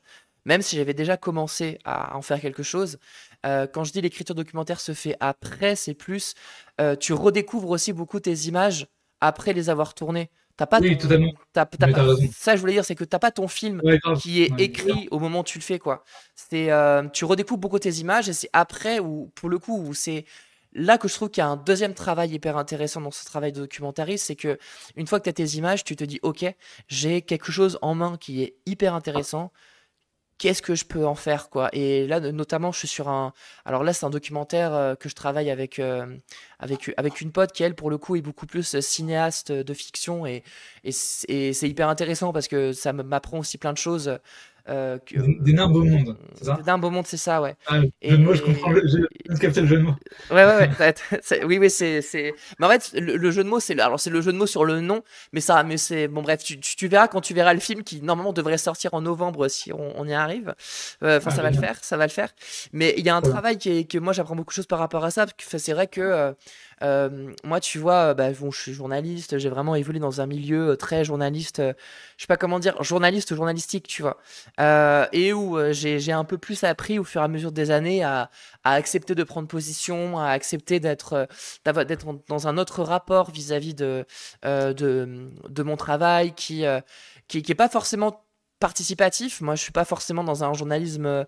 Enfin, il y a un peu du journalisme militant, mais moi, c'est pas trop ma manière de faire, tu vois. Mais c'est pour ça que c'est intéressant qu'on en discute. Mais donc, moi, il y a aussi beaucoup ce côté de je viens filmer quelque chose. Ma caméra, elle est là, je suis là et je le montre aussi dans ce que je filme. Mais en même temps, je suis pas là pour participer particulièrement. Et donc bon, après c'est vrai que moi j'ai beaucoup été éduqué visuellement justement au cinéma vérité, un peu ce que tu disais, où moi c'est quelque chose qui m'a beaucoup marqué, cette idée de montrer quelque chose qui se passe sans forcément y intervenir. C'est quelque chose que je remets quand même pas mal en question justement ces derniers temps. Mais il y a quelque chose que je trouve aussi intéressant parce que justement ça donne une autre couleur aux images aussi, de filmer quelque chose tel que ça s'est passé, sans forcément intervenir dessus, même si je peux comprendre que dans un aspect cinématographique, ça a ses limites aussi, quoi. Non, mais totalement. Enfin, par ailleurs, genre, je pense que quand tu penses, par exemple, quand tu réfléchis, tu te poses la question de c'est quoi les images les plus marquantes, par exemple, de tous mes 68, il y a évidemment une seule image qui vient en tête, c'est la reprise du travail au Cézanne Wonder, donc, qui est une image arrachée. Enfin, c'est une image, genre, d'observation. Enfin, évidemment, moi, ça fait partie de ce que j'appelle les archives dorées. C'est un peu la façon dont tu considères, en fait, ce sont des images qui ont une valeur, en fait, autonome, en fait, aussi. Et que quand t'intègres dans un documentaire ou un truc comme ça devient un peu genre une cristallisation. Tu vois, genre, Mais ouais, mais tu vois, typiquement, ce que tu dis sur l'intervention un peu plus spécifique dans le documentaire. Alors, moi, c'est vrai que j'en ai pas fait un documentaire vidéo, mais j'ai vraiment fait Enfin, je l'ai suivi sur le long terme de plein de manières différentes. Moi, quand j'étais allé couvrir pendant un an la lutte des sans-papiers d'Emmaüs dans le Nord, j'ai beaucoup été plus dans la participation et j'ai aidé parfois les grévistes à remplir des papiers, tu vois, à essayer de créer du contact avec mes contacts militants et associatifs. J'étais beaucoup plus dans la participation. Ça m'a appris beaucoup de choses. Et en même temps, je trouve que c'est quand même différent. C'est quand même. Enfin, je sais pas si tu vois ce que je veux dire.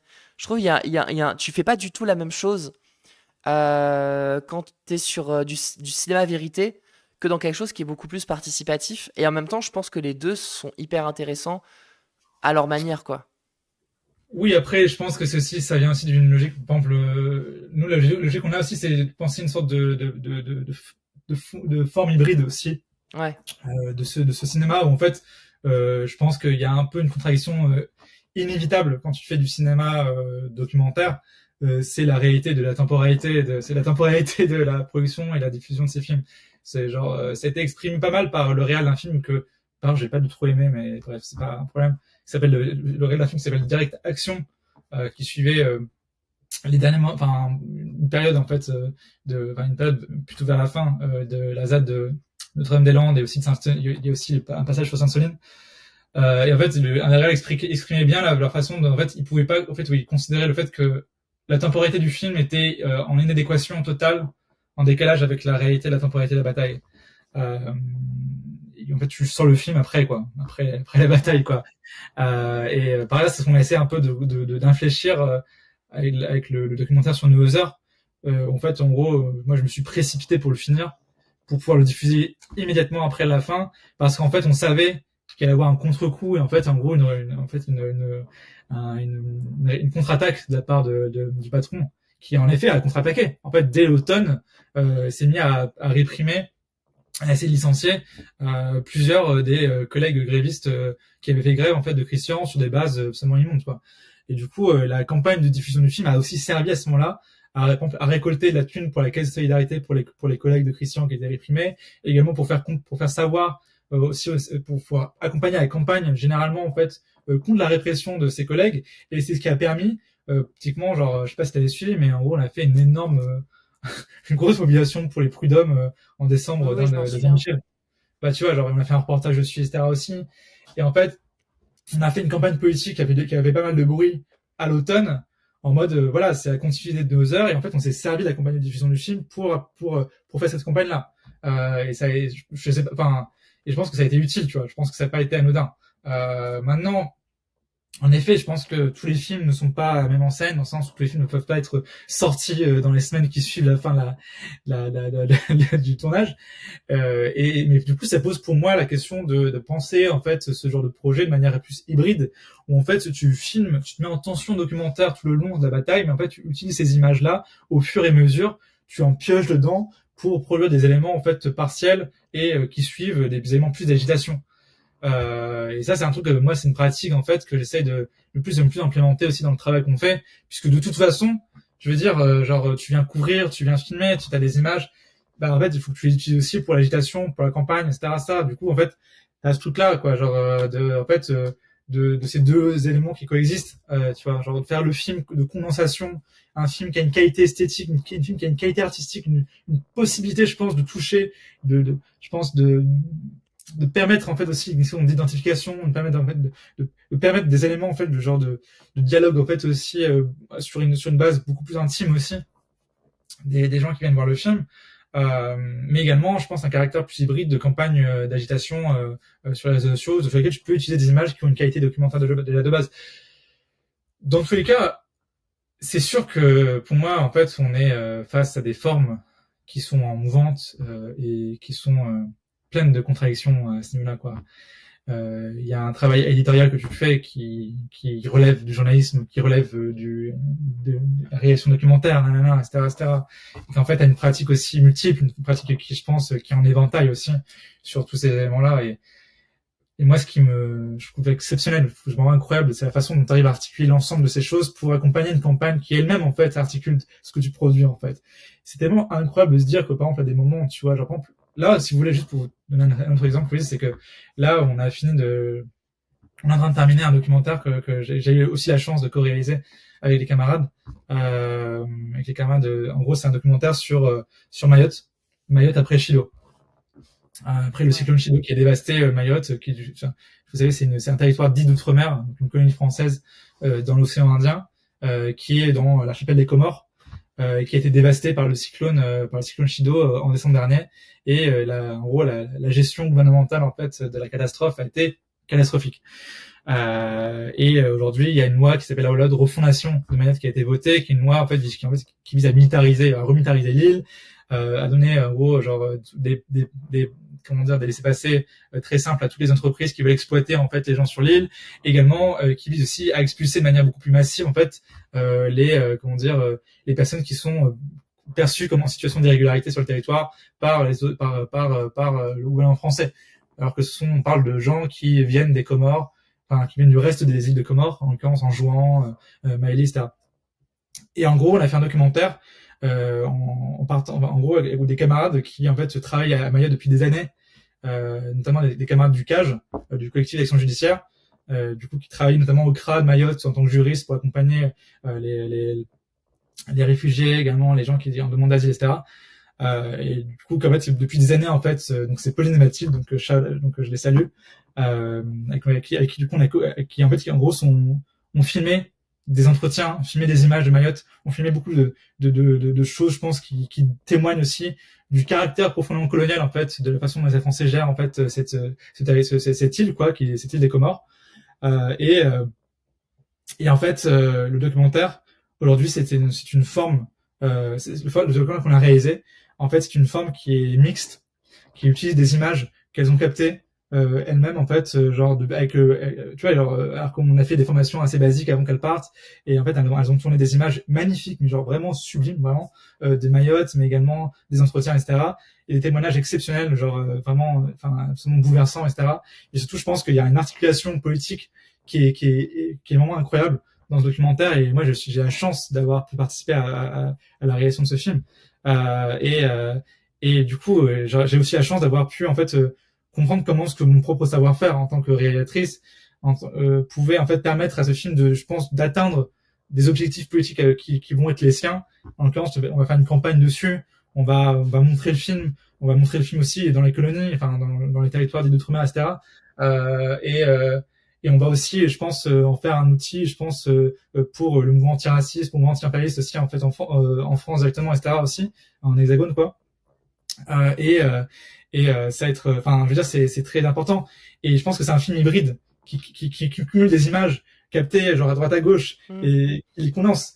Et c'est ce travail-là c'est un travail de tricot, tu vois, entre guillemets. Et c'est passionnant. Moi, je trouve ça incroyable, vraiment. Et moi, j'étais estomaqué par la qualité des entretiens. Et comment est-ce que tu fais pour les rendre, pour les articuler ensemble? Qu'est-ce que tu rajoutes comme élément? Par exemple, on a fait de la voix off, on a fait des entretiens en plus pour essayer de combler politiquement, pour essayer d'articuler politiquement l'ensemble des entretiens par rapport aux situations de la jeunesse, la situation également, en gros, des demandeurs d'asile, la question des gens en gros, genre qui traversent le CRA et qui sont traumatisés par le CRA, qu'ils ont, je sais pas, ils ont 15 ans, 16 ans, des situations aussi du corps enseignant aussi à Mayotte, etc., etc. Et du coup, plus généralement, la façon dont, genre aujourd'hui, en fait, la situation aujourd'hui, je pense que beaucoup de gens détournent du regard, en fait, se détournent le regard est détourné, en fait, de la situation à Mayotte, alors que Mayotte représente le laboratoire de la répression pour l'État français. Genre, je veux dire, c'est là où sont expérimentées beaucoup de choses, notamment la question du retrait du droit du sol, genre de choses. Et du coup, aujourd'hui, faire un film dessus et le faire, en fait, avec les moyens qu'on a eu, en fait, des moyens limités, mais en même temps, je pense, avec beaucoup de dynamisme et de volontarisme politique, avec une ambition, je pense, hyper forte de la part des camarades, et qui a été soutenue par l'organisation par ailleurs. Je veux dire, ça nous a permis de faire un film qui, pour moi, en fait, est un ovni. C'est un film qui n'existe pas ailleurs. Voilà. Genre, c'est un film qui a une articulation politique que moi, je ne vois pas, en tout cas. Et que je suis fier, encore une fois, d'avoir pu participer à le produire. Voilà. Est-ce que ce film, il sortira publiquement aussi un jour ou...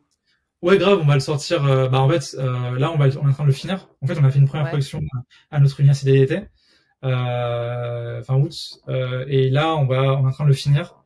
Du coup, quand il sera fini, on va commencer. Enfin, on va faire une campagne du coup de diffusion autant que possible pour le montrer et pour discuter aussi avec, je pense, beaucoup de secteurs aussi de antiracistes, anti-impérialistes, etc., pareil en France, mais également à Mayotte, etc. Genre, voilà. Donc Anaki, etc. Enfin, voilà, je pense que ça. Ok, mais c'est intéressant parce qu'on a commencé vraiment à parler de S'il touche à l'un d'entre nous, qui est alors un film voilà qui a une ambition aussi de s'inscrire dans une campagne politique et aussi d'être un film de témoignage pour créer du débat, qui est plus de l'ordre du film ouvrier, enfin, en tout cas qui s'inscrit aussi là-dedans. Là, tu parles d'un film sur Mayotte. En gros, est-ce qu'il y a des spécificités entre un documentaire qui va être beaucoup plus ouvrier? Alors peut-être que j'ai des classifications qui sont éclatées, mais tu pourras me le dire, tu vois. Mais non, t'inquiète. Un documentaire qui sont ouvriers, un documentaire qui est plus un documentaire ouvrier, et un documentaire qui va être dans une démarche différente, d'aller montrer une situation coloniale, un film d'entretien avec des gens qui vont essayer d'y répondre, etc. Est-ce que tu as des différences entre ces différents films et comment au contraire, tu les articules pour créer un discours un peu commun, quoi? Je sais pas si ma question est claire. Non, c'est tout à fait clair. Bah oui, c'est. Après, tu vois, tu montres aussi tu vois, des récits de travailleurs aussi à Mayotte, tu vois, genre, c'est aussi, bien sûr, tu vois, genre, il y a aussi ça quand même. Après, en effet, ce n'est pas, tu vois, genre, c'est pas un film sur une bataille en cours, face à la répression anti-syndicale, etc. Enfin, c'est deux sujets très différents, en effet. Cependant, je pense que, moi, ce qui les rapproche, c'est aussi, en fait, le discours politique, tu vois, aussi. Qu'est-ce que tu déploies comme analyse politique de la situation? Et en effet, en fait, je pense que, nous, on se situe depuis notre organisation et depuis nos logiques d'intervention et depuis comment est-ce que on considère qu'en fait, tu vois, in fine, tu vois, genre, je pense que l'anti-impérialisme, tu vois, genre, et la façon dont tu luttes aussi contre la colonisation, contre l'empire enfin, contre la colonisation française à Mayotte, la façon dont elle s'exprime encore à l'heure actuelle, en fait, comment, en fait, tu peux l'articuler aussi avec la répression syndicale, peut-être, tu vois, genre, la vérité, c'est qu'il y a une question, je pense, de la façon dont, en fait, ce sont des luttes qui, in fine, s'affrontent un ennemi commun. C'est aussi, je pense, c'est le capitalisme aussi, tu vois. C'est qu'en fait, in fine, et que la réponse, c'est d'une part l'autodétermination des peuples à se libérer, enfin, à sortir comment dire, de la domination coloniale sous toutes ses formes, et également la libération aussi de genre, je pense, de tous les opprimés, et tous les exploités de ce monde. Et qu'en fait, in fine, en fait, je pense qu'il y a un aspect qui est important, non, ce n'est pas un film situationniste, Nada. Ouais. Je me suis coupé immédiatement pour répondre à ça. Non, ce n'est pas un film situationniste. T'inquiète. J'ai vu la question, je me suis demandé si t'allais y répondre.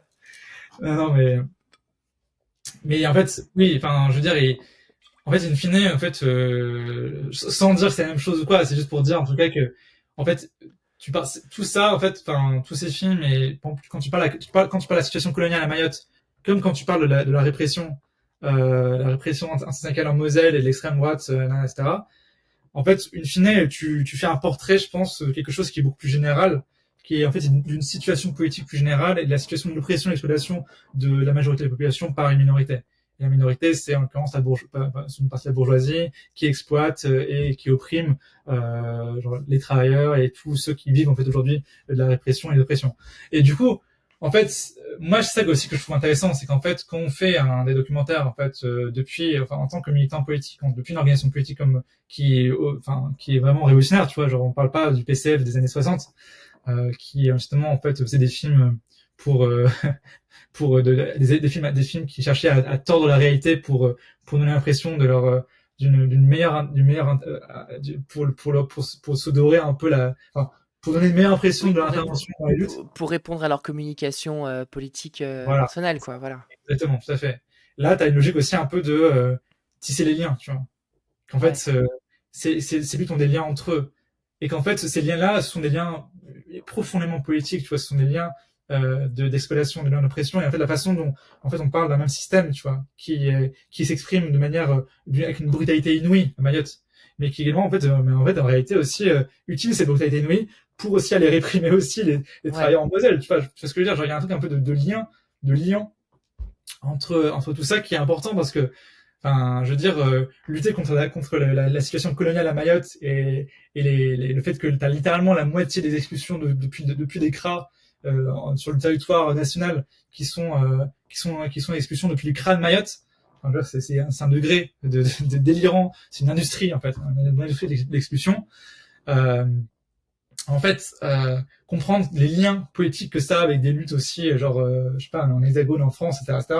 Enfin, je veux dire, c'est central parce que du coup, ça permet aussi de convaincre, de comprendre en fait que par exemple des travailleurs en fait qui, je sais pas moi, genre des travailleurs de secteurs bloquants ou enfin n'importe quel secteur en fait en France, par exemple, ont raison de se mettre en solidarité avec leurs frères et sœurs en fait qui vivent la répression et l'oppression en fait à Mayotte, tu vois, genre, par exemple, tu vois, que cette solidarité là, c'est pas une solidarité morale, tu vois, comme dirait Raphaël Arnaud, tu vois, genre c'est genre une conception très intéressante, tu vois, de la part de la FI par rapport à la solidarité internationaliste. Mais en gros, genre désolé, je jetais ça comme ça, mais genre sans vouloir. Non, mais je te laisse, je te laisse le choix de cette parole. C'est pense pas le sujet d'aujourd'hui, mais c'est intéressant. C'est intéressant. Il y aura peut-être des gens dans le chat qui vont vouloir te répondre, mais en tout cas, on verra. Moi, je me posais, la révolte n'est pas une marchandise, oui, Nada. Tout à fait, tout à fait. Moi, je me posais un peu la question, peut-être, pour aussi rester dans ce truc un peu généralisant. Idéalement, toi, qu'est-ce que tu aimerais voir comme but à un documentaire que tu réalises? Genre pour toi, le meilleur documentaire que tu pourrais réaliser, genre il aboutirait à quoi selon toi? Comment ça? Bah, genre le but ultime t'as un peu parlé de ce à quoi, voilà, les films que tu as réalisés, à quoi ça aboutissait. Mais comment dire, est-ce que tu penses que au-delà d'en être un espace de discussion, est-ce que tu penses malgré tout que ça peut être un vrai outil de mobilisation? Genre tu disais tout à l'heure, je pense pas que c'est les films vont faire sortir les gens dans les rues. Moi j'ai quand même l'impression que, enfin tu vois, moi il y a des films qui m'ont tellement animé que ouais, moi j'aurais vu ça au cinéma, il y aurait une manif après, tu vois, je pense que j'y serais allé parce qu'il y a vraiment quelque chose qui porte. Est-ce que tu penses que le documentaire peut pousser les gens à la réaction politique concrète, ou alors pas du tout? Bah oui, c'est ce que j'espère. C'est plutôt que, et puis je veux dire, ce sont des outils parmi d'autres, mais qui ont une puissance particulière, qui est que tu peux parler, je pense, au cœur des gens aussi. Tu vois, tu peux parler, je pense, en profondeur, tu peux émouvoir, tu peux genre faire traverser une bataille de manière assez personnelle, tu vois aussi. Ouais. Je sais pas, genre, moi je trouve que c'est intéressant cette question parce que in fine, tu te poses la question de la façon dont un film entre guillemets de lui-même en fait pourrait faire bouger les gens. En vérité, je pense pas que ce soit juste comme ça que tu fasses bouger les gens, parce que sinon ça justifierait le fait de juste faire des films et de penser, de mettre de côté un peu la question de l'organisation politique, de s'organiser politiquement. Ouais. Tu vois ce que je veux dire? Par exemple, si vous voulez, j'ai vu un film il y a quelques jours j'ai vu un film vraiment impressionnant qui s'appelle En première ligne. C'est un film de fiction sur une infirmière de nuit, de soirée, dans un hôpital en sous-effectif en fait en Suisse. C'est un documentaire c'est un film de fiction, mais qui est ultra réaliste, très très fort. Et moi, je pense que c'est le genre de film que tu regardes, ça te radicalise, quoi. Ouais. Franchement, tu t'en sors, t'as la boule au ventre, t'as les nerfs, t'as une colère. Enfin, t'es en colère. Enfin, t'es profondément en colère. Et moi, je pense que c'est très sain comme colère, tu vois. C'est très très sain. Et qu'au contraire, il faut l'articuler, tu vois. Et je pense évidemment, tu vois, par exemple, ce film-là, il remplit un peu son objectif-là de fenêtre sur une situation. Mais en même temps, tu vois, genre je me dis, par exemple, ce film En première ligne, du coup, au-delà de ses qualités, exceptionnelles, je pense, de ses qualités esthétiques, de ses qualités de cinéma, je pense que c'est un très bon film, vraiment. Parce que, enfin bref, sans entrer dans le détail, mais juste, ça m'a fait traverser des choses que j'avais pas vécu depuis longtemps, personnellement, etc. Et en gros, juste, en fait, je pense que c'était un film qui, tu vois, genre, produit cette colère-là, et cette colère-là, d'ailleurs, en fait, qu'est-ce que t'en fais, tu vois? Tu veux dire, genre, et je pense que c'est difficile d'imaginer, en fait, des films qui soient self-contained, complètement. C'était une conception que pensaient certains des documentaristes à l'époque de 1968. C'était une des discussions qui se déchiraient un peu, les débats théoriques, en fait, sur le cinéma. Les gens qui pensaient que les films de lutte, les films militants devaient être autonomes, au sens self-contained, autosuffisants. En vérité, moi, je pense pas. Tu vois, genre, je pense que c'est des films qui doivent être utilisés comme des outils, je pense, d'adresse, des outils puissants de discussion et d'ouverture aussi des discussions. Moi, j'ai eu des moments, enfin, moi, ça m'a bouleversé. Tu vois, genre, je te jure, à l'avant-première du documentaire de Nos Heures, on l'a fait à Saint-Avold. On l'a fait à Saint-Avold. Devant, il y avait 150, il y avait une Saint-Avold qui est genre c'est la grande ville à côté de Folchwiller, à côté de Moser. Pardon, désolé, je précise comme si tout le monde savait. Saint-Avold, si vous voulez, c'est la ville, c'est un peu le chef-lieu, enfin c'est la plus grande ville à côté de là où il y a Moser. Et ça a 15 minutes en gros de voiture. Et c'est aussi une ville qui est traversée de beaucoup de choses. Par exemple, c'est là où il y a eu, par exemple, notamment un gros rond-point des Gilets jaunes, un des plus dynamiques en fait en fin 2018, et dans lequel en fait les camarades étaient intervenus d'ailleurs, et ont participé, etc. Genre il y a notamment dans le film, il y a un clin d'œil à ce rond-point, parce qu'on voit un escalier qui a été construit par les Gilets jaunes à l'époque sur le rond-point Saint-Avold, et en fait pour montrer que c'était bien eux et pas la mairie qui avait construit cet escalier qui permettait de descendre une petite butte sur le côté. Ils avaient signé avec la date du 17 novembre 2018, le premier acte des Gilets jaunes. Okay. Premier acte. Hein. Ils ont construit ça au premier acte. Et avec une main aussi. Enfin bref, je trouvais ça, c'est trop beau. Et anyway. Et en gros, juste Saint-Avold, c'est aussi genre là où Bardella avait fait son premier meeting de campagne pour les européennes. Donc ouais, je sais pas, c'est un endroit où en fait aujourd'hui le RN, je sais pas, aux dernières législatives, le RN est passé au premier tour. Tu vois. Genre, je veux dire, c'est à Moselle aujourd'hui, c'est complètement full RN. Tu vois, genre il y a encore quelques avant 2022, il y avait encore Charles Pleduc qui a d'ailleurs beaucoup soutenu la lutte des Noezers, et que je salue d'ailleurs si elle regarde. Bref, ouais, genre qui était encore là, malheureusement elle n'a pas été réélue en 2024. Mais aujourd'hui, du coup, enfin je veux dire, c'est un territoire qui est complètement gagné électoralement à l'extrême droite. Et du coup, enfin je sais pas, genre juste en gros, du coup on a fait cette projection à Saint-Avold pour la première projection du documentaire ever, quoi, publiquement. Je sais pas, il y avait 100 au moins 100, 150, quasiment, un truc comme ça, ouvriers de l'usine qui étaient venus, une centaine, quoi. Plus des gens du coin, etc., etc. Il y avait même aussi des cadres de Noezers qui essaient de venir, genre, après avoir fait un entretien disciplinaire avec un des travailleurs qui était lui aussi à la projection. Du coup, le mec, il s'est fait gentiment recaler, en toute tranquillité, bien sûr, mais voilà. Mais du coup, je sais pas, il y avait un truc, en fait. Moi, après la projection, du coup, il y a des gens du coin qui sont venus nous voir, etc. Enfin, je sais pas, genre, et qui expliquaient un peu aussi leur émotion du film et d'avoir vu leurs collègues, leurs camarades, etc. Tu vois, genre, franchement, c'est incroyable. Enfin, le fait de pouvoir toucher comme ça, tu vois, les gens et que ça ouvre aussi des discussions, tu vois, genre, je sais pas, quand t'es touché, enfin, je pense que t'as envie d'aller un peu plus loin, tu vois, genre, quand t'es traversé de quelque chose, t'as envie d'aller plus loin aussi, tu vois, genre, il y a quelque chose de très fort de lien entre comment t'es traversé émotionnellement par une lutte que tu vois et comment est-ce que t'as envie de la transcrire en quelque chose d'autre aussi, comment est-ce que t'arrives à articuler aussi ce que tu traverses toi aussi, tu vois, enfin, il y a un truc un peu de cette identification, etc. Et ça c'est vraiment quelque chose d'incroyable, je pense. Vraiment, c'est quelque chose qui est inimitable, qui est difficile à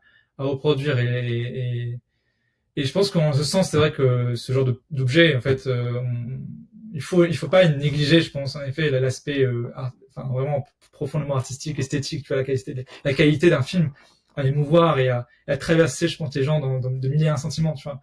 Enfin, je veux dire, on est face à des films comme ça qui ont cette capacité-là, tu vois, aussi, je pense. Ça, c'est bien. Bah, c'est la grosse différence entre je pense, entre un reportage et un documentaire, c'est que le documentaire fait intervenir beaucoup plus de sensibles et d'artistique que peut le faire un reportage qui va être beaucoup plus brut, qui va être beaucoup plus, voilà, je monte des images, tac, tac, tac, un truc très presque mathématique. Peut-être que tu disais tout à l'heure, ça rejoint un peu la question de Sentier Battant sur la réaction des principaux concernés et qui ont du coup au moment de la projection du film, puis on le sent comme dans la manière dont tu le racontes aussi, quoi, qu'il y a énormément d'émotions, quoi. Bah ouais, grave. Pour peut-être finir un petit peu, parce qu'on est quand même là depuis 1h30 à peu près, et merci de prendre ce temps-là. Il y a le film sur Mayotte dont tu parlais avec Révolution Permanente qui va bientôt être fini. Est-ce qu'il y a d'autres projets qui sont en cours dont tu pourrais parler en termes de prochains documentaires que tu penses réaliser ou que tu commences déjà un peu à réaliser Bah, déjà, il y a le 10 septembre qui arrive, donc Là, c'est vrai, sa question, qu'est-ce que tu prévois de faire pour le 10 septembre Il y a beaucoup de choses qu'on va devoir faire et qu'on est en train de préparer, mais écoute, bah, on va voir. On va voir la réalité aussi du 10 septembre, etc. Tout simplement, quoi, des suites, ouais. Parce qu'il n'y a pas que le 10 septembre, quoi, il y a la suite aussi, quoi. Mais en gros, il y a beaucoup, bah, évidemment, tu vois, genre, on essaie de se mettre en ordre de bataille et tout pour suivre au mieux et participer, genre, on participe aux AG, etc. On essaie de préparer la date, pour essayer de mobiliser les gens autour de nous, etc. Et puis tout simplement c'est de pousser aussi pour militer aussi, par exemple les AG qui précèdent aussi avec l'intensité, avec un aspect politique, etc. Et essayer de sortir aussi, je pense, des bulles aussi de militantisme qu'on a l'habitude d'avoir, etc. D'essayer de parler le plus largement possible, etc. Non mais voilà, genre, je pense que par exemple on est en train d'essayer de dialoguer aussi avec d'autres personnes enfin, on est en train de dialoguer autour de 10 septembre pas mal. Donc, je vous invite à aller voir les lives qu'on a fait avec Anas et GG et les camarades ces derniers jours, qui parlent beaucoup aussi du 10 et de l'articulation et la façon dont des bureaucraties syndicales, etc. Donc voilà, par rapport à tout ça, genre, je pense qu'on va voir, on va voir ce qu'on va faire. Je saurais pas trop. Je pense qu'il y a beaucoup il y a beaucoup de choses que j'ai envie de faire et tout. Déjà là, il faut déjà finir le film de Mayotte, voir, voilà, suivre la mobilisation qui va, j'espère, arriver, et à partir de là, voir ce qu'on va faire. Mais je sais, c'est encore un peu. Okay. Après, j'ai beaucoup de projets aussi annexes, mais dont je vais pas parler parce que c'est. Ouais. Très. Non, ça marche. Non, mais comme tu veux. Mais ok, trop bien. Bah, de toute façon, on suivra ça. Puis de toute façon, nous, de notre côté aussi, il y aura des trucs à faire. Moi, c'est pareil. Hein. C'est les questions que je me pose sur le 10. En fait, c'est très flou et ça rejoint un peu pas mal de points qu'on a vus dans la discussion, quoi. C'est qu'il y a aussi un peu un truc où tu sais qu'il y aura sûrement des choses à faire, en tout cas pour le 10 et la suite. Mais il y aura beaucoup de surprises, quoi. En tout cas, ça c'est sûr. Bah écoutez les gens sur le chat, je sais pas si vous avez quelques questions encore. Il y en a pas mal que j'ai noté et que j'ai essayé un peu d'intégrer dans la discussion qu'on avait eue tout à l'heure. Je sais pas si toi Carole, il y a quelque chose que tu voulais dire, une question que je t'aurais pas posée par exemple à laquelle tu voudrais répondre. Non mais bah juste genre je pense, enfin si vous avez envie de discuter avec nous, si vous avez envie aussi si vous êtes militant, si vous êtes artiste, réal ou qu'importe, enfin tu vois, genre n'hésitez pas à venir discuter avec nous, quoi. Je veux dire, genre c'est quelque chose d'être très intéressant. N'hésitez pas à nous soutenir aussi. Je pense que vous pouvez genre déjà nous contacter. Il y a un formulaire sur le site de RP, de Révolution Permanente, pour nous contacter, pour discuter avec des camarades. Genre qu'importe où vous êtes par ailleurs, en fait en France, hein, genre je veux dire, il y aura probablement des camarades proches de chez vous qui vont pouvoir vous contacter pour pouvoir discuter politiquement, voir comment ce que on peut avancer, etc. Et notamment là, genre, par rapport à là où je viens, enfin, je veux dire, si vous êtes artiste, si vous êtes technicien, si vous travaillez dans ce monde-là, et que vous avez envie vous avez du mal à articuler, je pense, des questions à résoudre un petit peu les problèmes fondamentaux de se dire quoi militer en tant qu'artiste, etc. Bah, on est en train de réfléchir beaucoup à ça et moi je vous invite vraiment à nous contacter et à discuter avec nous pour avancer sur ce terrain-là. Je veux dire, l'aspect du documentaire, c'est une partie de ce qu'on essaie de produire aussi depuis le milieu, je pense, du cinéma, du documentaire, de l'art, etc. Mais par exemple, on est en train de développer aussi tout un volet aussi de campagne graphique aussi, de travail aussi avec des illustrateurs, des dessinateurs, des peintres, etc. Et qu'en fait, on a besoin, je pense, d'artistes, on a besoin de gens qui ont je pense, une capacité à déployer artistiquement aussi je pense, des directions politiques, etc. Et à travailler, je pense comme ça, et que en fait ça ne veut pas dire en fait genre mettre de côté la possibilité d'un travail artistique indépendant. Ça, au contraire, bien au contraire, c'est tout un enjeu, le fait de penser la question de la pratique artistique en fait jusqu'au bout, c'est-à-dire en fait une pratique dont le savoir-faire est mis certes à disposition pour outiller la classe ouvrière, mais également en fait comment est-ce que en fait tu maintiens et tu essaies de produire, maintenir en fait et déployer en fait une pratique artistique, je pense, plus complète en tant qu'artiste, en indépendance aussi en fait genre de l'organisation, et qu'en fait ces aspects-là en fait se nourrissent l'un l'autre, et que c'est je pense comme ça qu'on peut avancer. Donc voilà, n'hésitez pas à nous contacter par le formulaire ou par les réseaux sociaux, et n'hésitez pas à nous soutenir aussi. Vous pouvez nous donner toute l'année, même en dehors des campagnes de souscription, pour qu'on puisse faire d'autres documentaires comme celui-là. Faites des dons. Dernière petite question, et après je te libère, Carole, parce qu'il y a Santé Battant qui pose une question très intéressante auquel j'avais pas forcément demandé, qui demande combien ça représente le coût d'un documentaire comme S'il touche à l'un d'entre nous, par exemple, même si j'imagine que beaucoup de travail est bénévole. Ça a été de l'argent qui a été mis par l'organisation, j'imagine, pour le coup. Tout à fait. Enfin, oui, Ouais. ça peut être. Enfin, même si En t'es fait, bénévole et militant, mais oui, c'est ça. En fait, en gros, c'est principalement du temps militant, du temps bénévole. ok. Donc voilà, genre après là, enfin, tu vois, il faut juste trouver le temps, tu vois. Genre moi, par exemple, j'ai Ouais, une ouais, partie entière, une partie entière de la lutte que j'ai pas pu filmer parce que j'étais en train de taffer. Par exemple, j'étais sur un tournage pendant 2 mois, ouais, pendant 2-3 mois, et du coup, genre c'était, je ne pouvais pas filmer. Enfin, du coup, genre il y a des ouais, camarades qui normal. m'aidaient, etc. Mais du coup, c'est très frustrant, tu vois. Ouais, ouais, j'imagine. Mais oui, sinon. Du coup, tu payes tous les voyages, tu payes la nourriture, etc., etc. Et après, il y a aussi la question du matériel. Du coup, nous, bah, en fait, on finit par s'équiper, tu vois. Donc maintenant, on a du matériel qui peut nous servir en fait à l'année pour faire du documentaire, qui est une matériel de très bonne qualité. Enfin, c'est tout le documentaire a été tourné avec une caméra. Je vais vous dire le nom, qui s'appelle l'A7 IV. Je pense que c'est la meilleure caméra qui a jamais été faite ever. Très bien, très bien. Un peu de technique. Voilà. Je note ça de côté, moi, comme ça. Et du coup, après, du coup, tout le matos, ça coûte cher, etc. Ouais, ouais. C'est clair. Mais après, bon, c'est un investissement que tu fais depuis l'organisation ou depuis toi, si tu as une pratique aussi de ton côté. Mais après, en effet, le vrai coût, c'est le temps. Ouais. Tu vois, c'est ça le truc. Vraiment, ça, il faut trouver le temps, il Faut faut trouver avoir la du thune. temps. Ah ouais, enfin, faut réussir à trouver cette thune à côté pour pouvoir te permettre de prendre genre, une semaine off et aller faire le film, tu vois, genre Ouais, ça ouais, c'est ouais. Ah, c'est la grande pas question, évident, c'est hein, clair. genre. C'est clair. C'est clair. Et du coup, ouais, combien ça coûte en tout, je sais pas combien, je saurais pas dire pour nos heures, je pense que le film, en termes de film, on a dû payer en tout, je pense plusieurs milliers d'euros quand même, hein, en tout, pour le faire. Ce qui est à la fois, enfin, c'est à la fois beaucoup, je pense, pour un travail bénévole et tout, et en même temps, c'est quand même pas grand-chose parce que le Ouais, prix monte ça vite aussi, la aussi, généralement. diffusion. Enfin, la diffusion, ça coûte cher aussi. Alors, Bah si tu oui. veux faire une vraie diffusion. Genre, il y a Palestine Action, donc avant qu'il se fasse bannir, Interdire, ouais. mettre organisation terroriste en Angleterre, qui avait lancé une campagne de financement pour la diffusion de leurs films sur leur activité. En gros, ils avaient déjà terminé le film, donc il était fini. Et juste, en fait, ils voulaient financer la diffusion, à hauteur de 100 000 euros. Du coup, nous, on n'a pas cet argent, enfin, pour un documentaire. Ouais. Du coup, bah, en fait, on a fait que en fait, on a chopé un visa CNC.